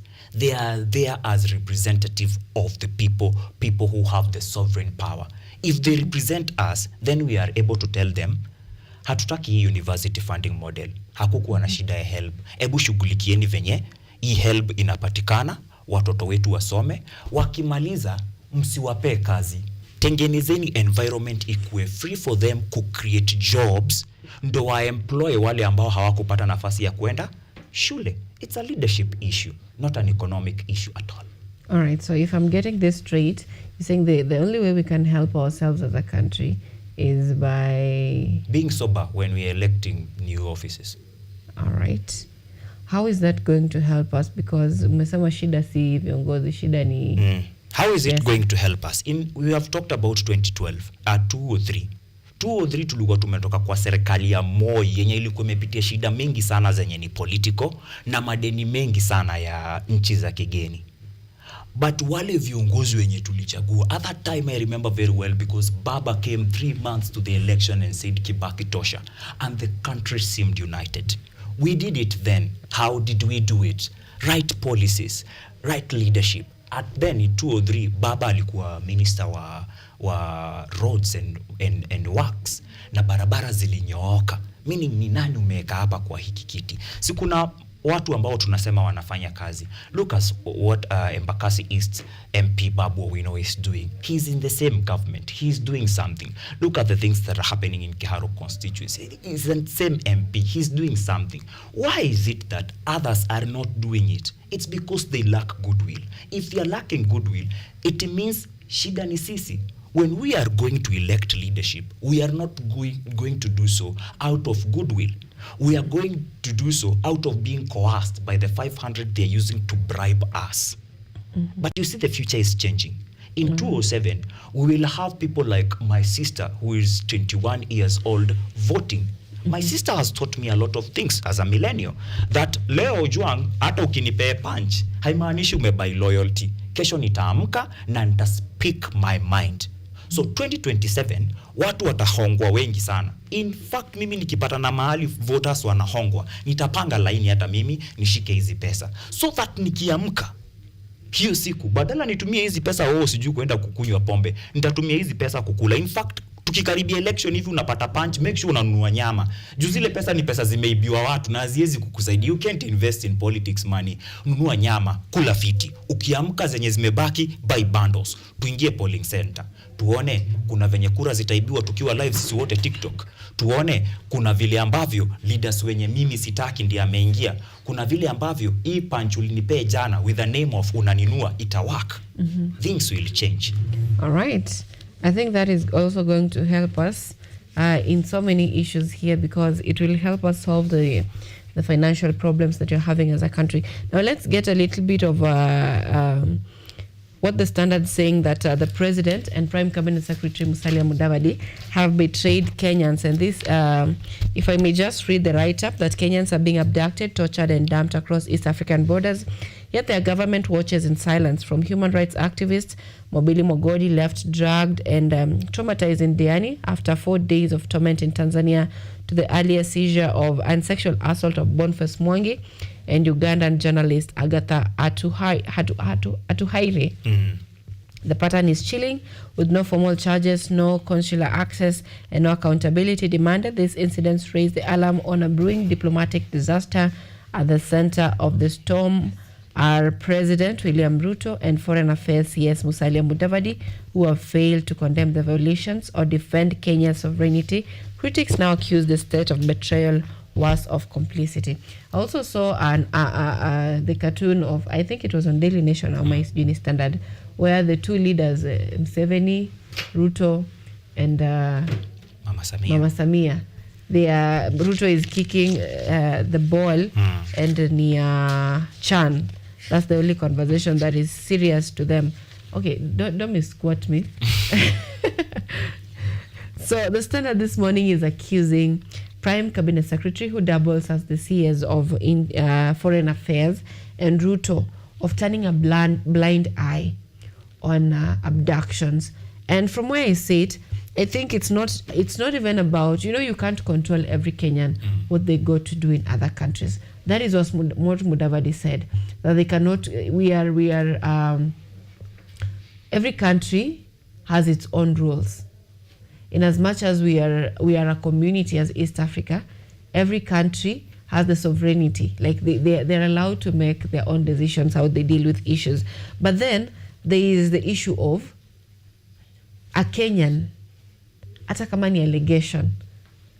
It's a situation where your daughter amekwambia, mtoto wa nani amenitusi. He'll be like, kwa nini amekutusi? Inquiring. Ilianzaje? How did it go? Nini imefanyika? Ama nani amenichapa? As a parent, you're like, amekuchapa kwa nini? Nini imefanyika? Amekuumiza wapi? But you're having a country where someone says, I was abducted. I was sexually abused. And then the country is saying, like Prime CS said, that they did not give us notice before leaving the country. I had this interview and I was like, where did we go wrong as a country? The CS said that they did not tell us that they are going. So whatever happens, we didn't know. But these people, they have visas. If not visas, their passports were stamped. If not that, they crossed the border. They were at JKIA. So that means at the moment that plane inapanda, Foreign Affairs knows so-and-so has left the country. So that by itself means they have told the country. And we're having a situation where they are reporting, hata kama ni uongo, as a father, as someone who is responsible for your kids, is it so much to ask for to even do investigations as to why this has happened? But no, that is not happening. We are seeing a case where mnaambiwa nyinyi mulienda kuchokoza wengine. It's like mulienda kuchokozana, so you deserve what you're given. From where you sit, Ojuang, how should this, let me not say this, guys, how should the president and the Prime CS holding the topmost position in the executive level. What are they to be doing for us as a country to ensure that we feel safe in the jumuiya? We are not even safe in the jumuiya. So what happens ukienda in another country? What are the things they should be doing to ensure the safety of Kenyans in as far as abductions and torture is concerned? We have a commission as people of the earth that is called United Nations Human Rights Commission, UNHCR. Its core mandate is to protect the fundamental or basic rights of everyone in the world. On top of that, we as EAC, East African Community, are not bonded just by our constitutions. We are bonded by brotherhood.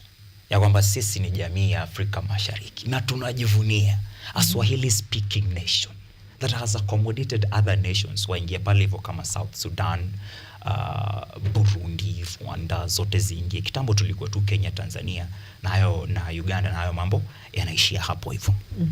When you are in Tanzania today, I consider it's like you are in Kenya.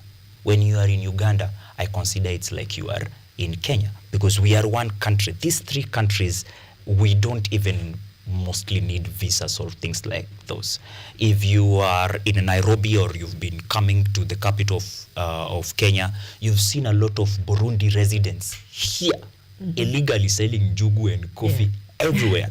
And no one, we are not fighting them because we consider them our brothers who are less fortunate and they are crying. When Ugandan journalist Agatha Atuhaire went to Tanzania, she did not go there to cause terror. She went there in solidarity with those who are being abducted and their rights violated by Samia Suluhu's government. When Boniface Mwangi, a Kenyan activist, went there, it was still a call. Can you guys come and help us? Our problem is people like Musalia Mudavadi, I'm sorry to say. People who have been in a comfort zone for a very long time. And it's a shame, not for him alone, for us as people who are looking upon to doing greater things by the time we are reaching his age. It's one of the newspapers, Musalia fighting the Burkina Faso's president, Traore, saying that he's a bad example to use, yet he's only 36. Musalia went to government around 20s and he just became CS. That's a privilege. He was supposed to work now professionally from that point to learn everything about politics so that today we can consider him as a big brother. We are not considering him as a big brother. If you look at the Kenya's bold newspaper, The Standard, they are saying betraying Kenyans, meaning these two are traitors. But whose faces are we seeing here? He's one of them. He's an elder to President Ruto. He was supposed to tell President Ruto, my young brother, you see, we took you when you came to this political space from 92 when he was a student of UN and joining KANU, Kenya African National Union. These old guards like Musalia Mudavadi were bringing these people on board. In 1997, they brought Uhuru on board just to nurture. There is even Raila there. Hawa ndo walikuwa wananacha viongozi. Anafaa kuambia Ruto, kijana ndugu yangu, hatufai kukanyaga hapa, hatufai kukanyaga hapa. Kizazi tunachocheza nacho ni kizazi kile ambacho ule jamaa wa Shakahola alisema siku moja kitaturamba. Even if in 2 or 3 alikuwa anaongea kuhusu Ruto siku moja taturamba, which is happening, he should also know that even one day, one time, sisi Gen Z na millennial watarambwa pia. And there is another generation that is coming up very fast, the generation alphas. The generation alphas hautawaambia ati hey nyinyi wase munajua nataka sijui nitoe elimu sijui nitoe nini. These things will be impossible in future. Our country should be talking about how are we leveraging on AI so that it is not destroying us. We are using it to gain. But Kenyans should be very careful about the pasts of people they are putting in power. Don't just look at someone's manifesto. Because we can go to ChatGPT and create manifesto. Look at huyu mtu past yake inakaaje. Wanasema mui huwa mwema. At what point did this mui become mwema? Vitu kama hizi ndio zinafanya watu wapigwe hadi watu kama Martha Karua, that wanasema Martha Karua in 2007 2008 alishughulika mahali hapa hivi kukakuwa na giza na Kibaki akaapishwa kama president, kukatokea vita. If mui huwa mwema, wanauliza at what point did Martha Karua say sorry? At what point did she experience a Damascus moment? We never saw that with these people. We never saw that with Ruto, even after him being accused of too many things. But we still went ahead to elect him because of a good manifesto. Tuangalie hadi watu, sio makaratasi pekee. That's in order. Let's move to the Daily Nation, where it's a conflict, not a conflict of interest bill, but there is a tax law that has exposed Kenyatta family of having been part of the expressway deal. And they're claiming, the Standard says it's the family has earned millions in dividends. A tax proposal tribunal case indicates that in 2022 alone, Edgeworth Properties declared dividends payable to its sole shareholder, Inc. Investment, as 1 billion Kenyan shillings. And if we look at the Standard, ni kama leo, the Daily Nation, leo wamejam a contract between Edgeworth Properties and is it KEL Infrastructure Construction Company, the Nairobi Expressway contractor, will not have raised any eyebrows were it not for a tax feud over millions of shillings. Now the dispute has exposed another well-kept secret, the Kenyatta family linked to the mega road project. And if you look at how the Standard have begun that story, the reason why I'm telling you amejam sana, it's given a write-up of about 2 pages. And it begins, President Uhuru Kenyatta was clad in a navy blue suit, white shirt, and a red tie when he took to the podium to deliver his speech for the 2019 Jamhuri Day celebration at Nairobi's Nyayo Stadium. He often wore dark-colored suits on serious occasions, such as his 2023 inauguration and several high-level engagements with his foreign counterparts and other important, they are giving the seriousness of the matter when he said that no public servant will be given government tenders, And now, were it not for the case, we wouldn't have known. I've heard of situation, a story again of the expressway, the renovation of expressway. Not expressway, Mombasa Road. I was using Mombasa Road the other time, and it's, I think I've mentioned this before, around Syokimau. And the renovation that is done on the road is, let me not say substandard because I'm not an engineer, but then you would know it's not of good standard. And then I asked, na hizi barabara zetu siku hizi zinafanywa tu renovation tu hivi. Nikaambiwa ati sio ni tenda ya Sudi. Not Sudi. Who is the Ruto's right-hand man? Farouk Kibet. I was told that hiyo ni tenda ya Farouk, and I'm like, wait a minute. So these tenders you are given according to how well you are in government. And as someone also told me that the reason why most people fight being in power, you see someone is very rich, multi-millionaire, or even a billionaire, multi-billionaire, and they're still looking for government position. The reason is not to lead. The reason is either to protect their businesses or to keep being in business. So that is something that I'm also seeing here. Na kuosha pesa. So in the spirit of under this story, what the Daily Nation has given prominence. Of course, they have other stories, but what is your take about this preaching water but taking wine when it comes to government leadership, and mkono ya serikali or sheria only applying to the common wananchi and not the haves, the rule of law applying only to the have-nots and not to the haves. Also, in terms of tender, I had an interview with a lady who was saying that government tenders are given based on interest, not ability to deliver per se, but interest. if someone who is giving out that tender is interested or will benefit from you doing that tender, that is when you'll be given that tender. So what does it speak about the prudence of our governance in terms of developments? You see, in this country, we are having a lot of platforms for civic education that I'm loving it, every process of it. We've had artists talk about konsi, konsa, mchezo wa tauni. But looking at this mchezo wa tauni, even the editors of Daily Nation are very angered because of the seriousness and the soberness of the day when this bill was ordered by the fourth president of Kenya to Attorney General Kihara Kariuki back then in 2019, that even the clothes he wore, they were used to black and red tie and white, but it was navy blue. They've accused, or we've seen President Kenyatta not being afraid of preaching wine, because he has even been on those places or on sunroofs, still not sober and talking about things. But Kenyans have been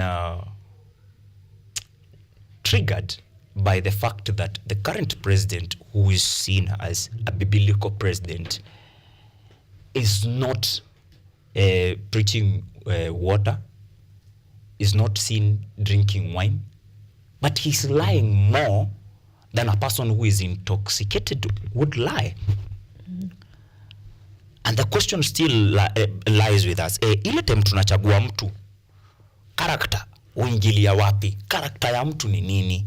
Character ya mtu ni vile anajibamba, ni vile ana interact na watu, ama ni vile anaishi maisha yake.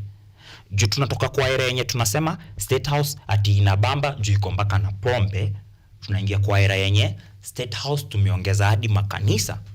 But if you look at the darks and the ills that are happening when we are having for lack of another word, a drunk State House, the pain is less than when we are having every Wednesday people praying for us in this country.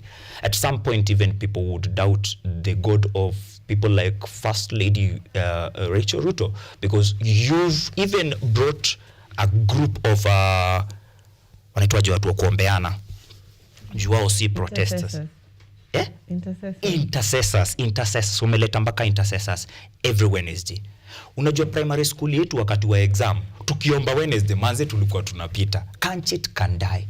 But in this country, every Wednesday tunaomba, kumekuwa kuna budget ya intercessors in the State House, lakini vitu haziko right, zote ziko south.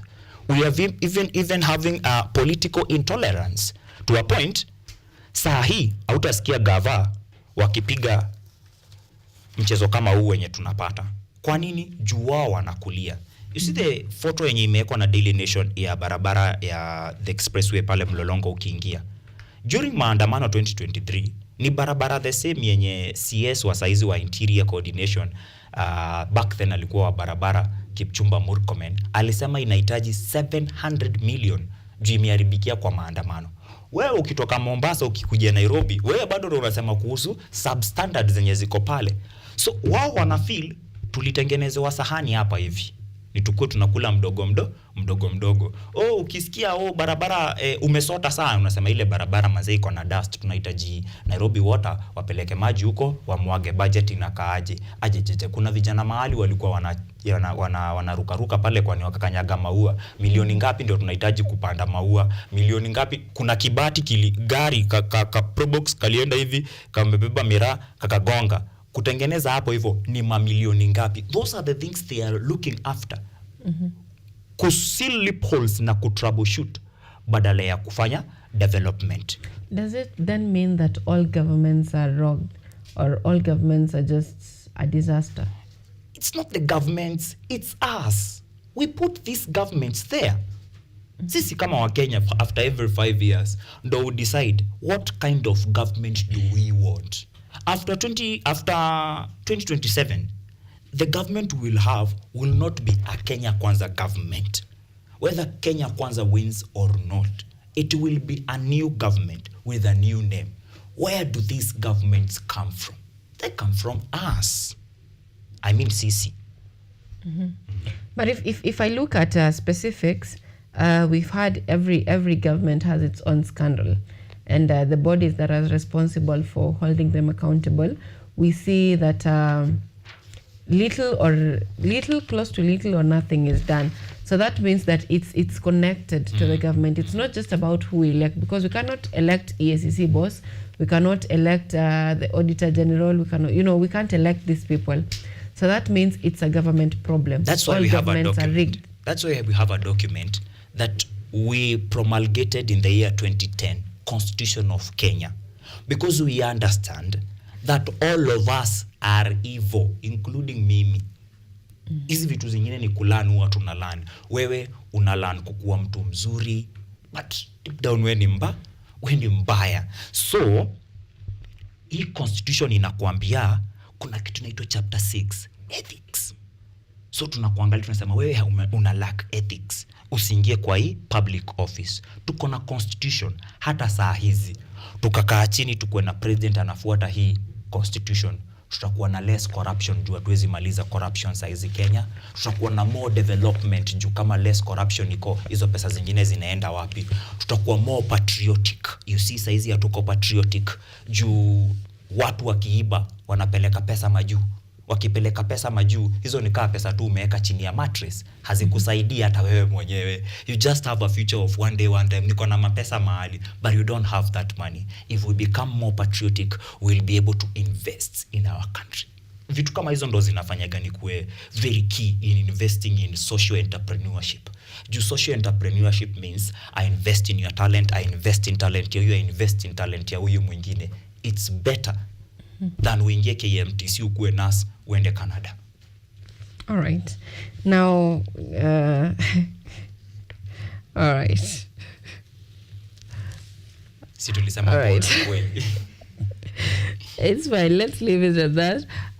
John is saying that he blames citizens of Kenya. He blames Kenyans for everything that is happening to them. He blames them for yes, jua tuna vote na emotions. Having mtu akilia kidogo kwa ibada bas wewe Mungu amesema ni wewe. Kwanza vile unalia manze, you are genuine. You know, the art of crying is in every Kenyan child.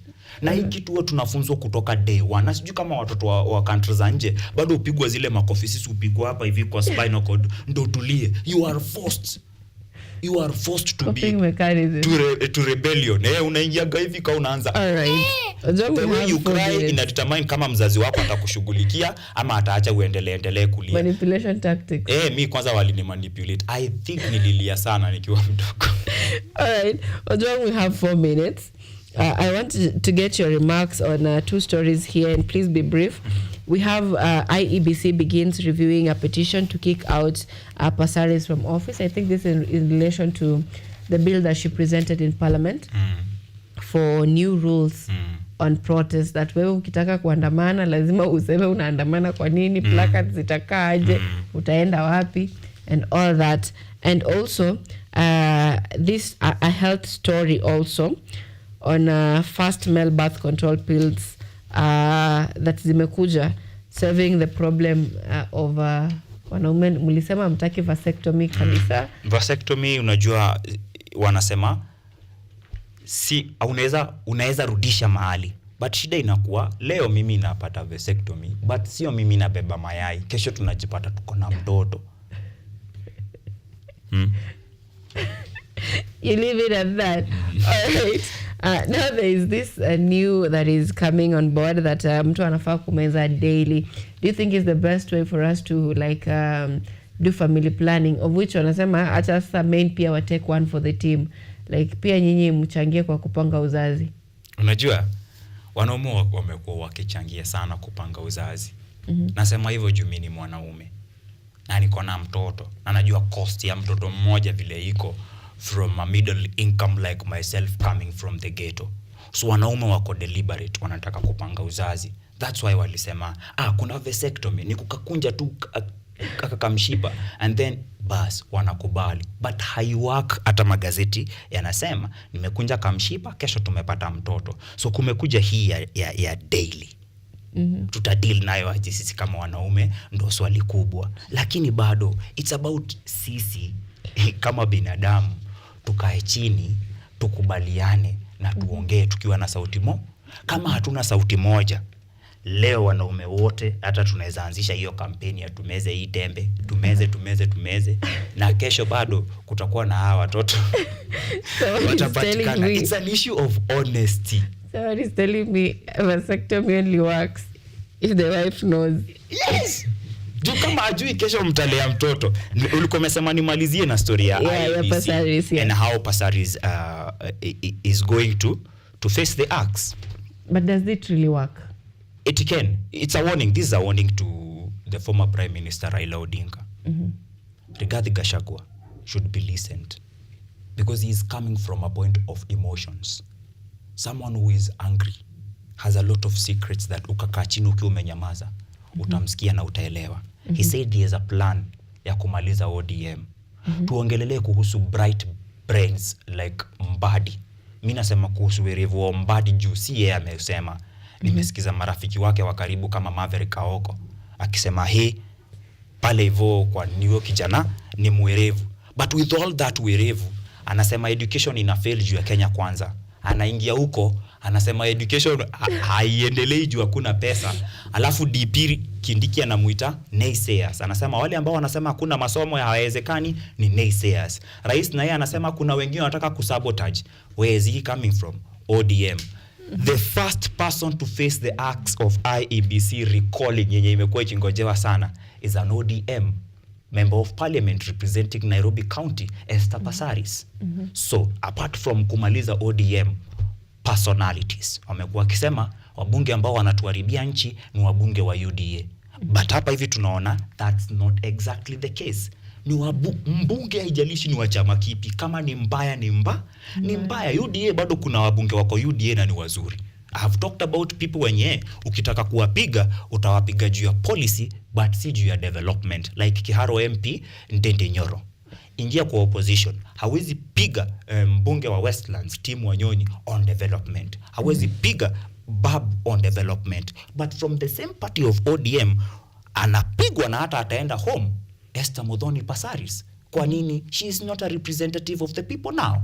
Na inasemekana watu wengi wa ODM wamechange from being representatives of the people, yet Orange Democratic Movement is a movement of the people who are oppressed and they are selling the agenda of Ruto or Ruto's agenda. Watu wa ODM ni watu voko, ni watu wako na akili na wakiimba wanajua chenye wanasema. So kama wameamua wanataka kusupport Ruto, wasupport Ruto. Na wale ambao bado wako ODM na wanataka kusupport Wakenya wale wanaumia, waachwe wasupport Wakenya wale wanaumia. I've seen Baba Raila Odinga akitetea Sifuna akisema wacheni Sifuna aongee. If you listen to the things that Sifuna is talking about, he is talking about truth to power. Nyinyi watu mnatukosea. Nyinyi watu mnakuwa vibarua na vibaraka. Tutabadilikia wapi sisi wote?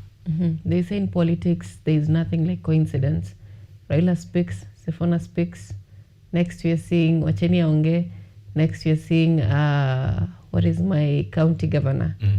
Gladys Wanga. Saying tuko ndani ya broad-based. Alisema peupe.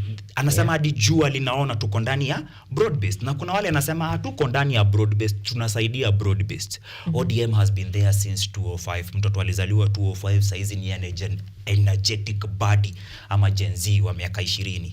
ODM could end in 2025, but it will not go past 2027. If it will go past 2027, itakuwa tu kama chama KDP, National Rainbow Coalition, chama ambacho kimeisha. Once you lose the ideology of a party, you've lost the party. Right, Parties so based on personalities like PNU to bring a president and it brought iliisha. TNA iliisha. Jubilee iliisha. Parties built on ideologies like ODM imekuwa up to now. But saizi tumeanza kutoka from ideology because ideology ni ya watu oppressed. In fact, ODM ni chama chenye kinakuaga na blessing in disguise. Chama ambacho hakijaundwa kikuwe gava. Chama kimeundwa kiishi opposition, and they've never been losing on that. They've been winning on that. Chama cha handshake. Anyway, let's leave it at that, Ojwang. Thank you so much for making time for us this morning, Ojwang. That was very insightful. Final remarks, a minute strictly as we conclude. Asante sana. So nasema asante to to the fraternity of Kenyatta University and Kenyatta University Television because of the work we are doing both hapa hivi and at the community level, na ni kazi yenye imekuwa stamped by the chancellor himself. You heard him during the 57th graduation akisema we should all be driven by the spirit of Ubuntu. Spirit of Ubuntu means you are because we are. Hizi vitu zingine zinakujaga juu ya selfishness. Lack of goodwill ni juu ya selfishness. So ukishaweza kufagia kwako leo, ambia mwenzako afagie kwake kesho, na dunia yote itakuwa safi. Thank you so much. Now, to our viewers back at home, this has been very insightful. If there's one thing you should get out from this discussion and the newspaper review, everything is happening to us as a country because of who we choose to vote in government. That's according to Ojwang Mariam. And be it being given tenders, be it education failing, be it ODM and UDA wrangles, everything is happening to us as a country because of who we choose to elect in office. That is the message of Newspaper Review on this 27th day of July 2025. Thank you so much for making time for us this morning and for staying with us this morning for the last 2 hours or so. Thank you so much for being part of this. My name is ANYANGO SYLVIA. Until next week, bye from us.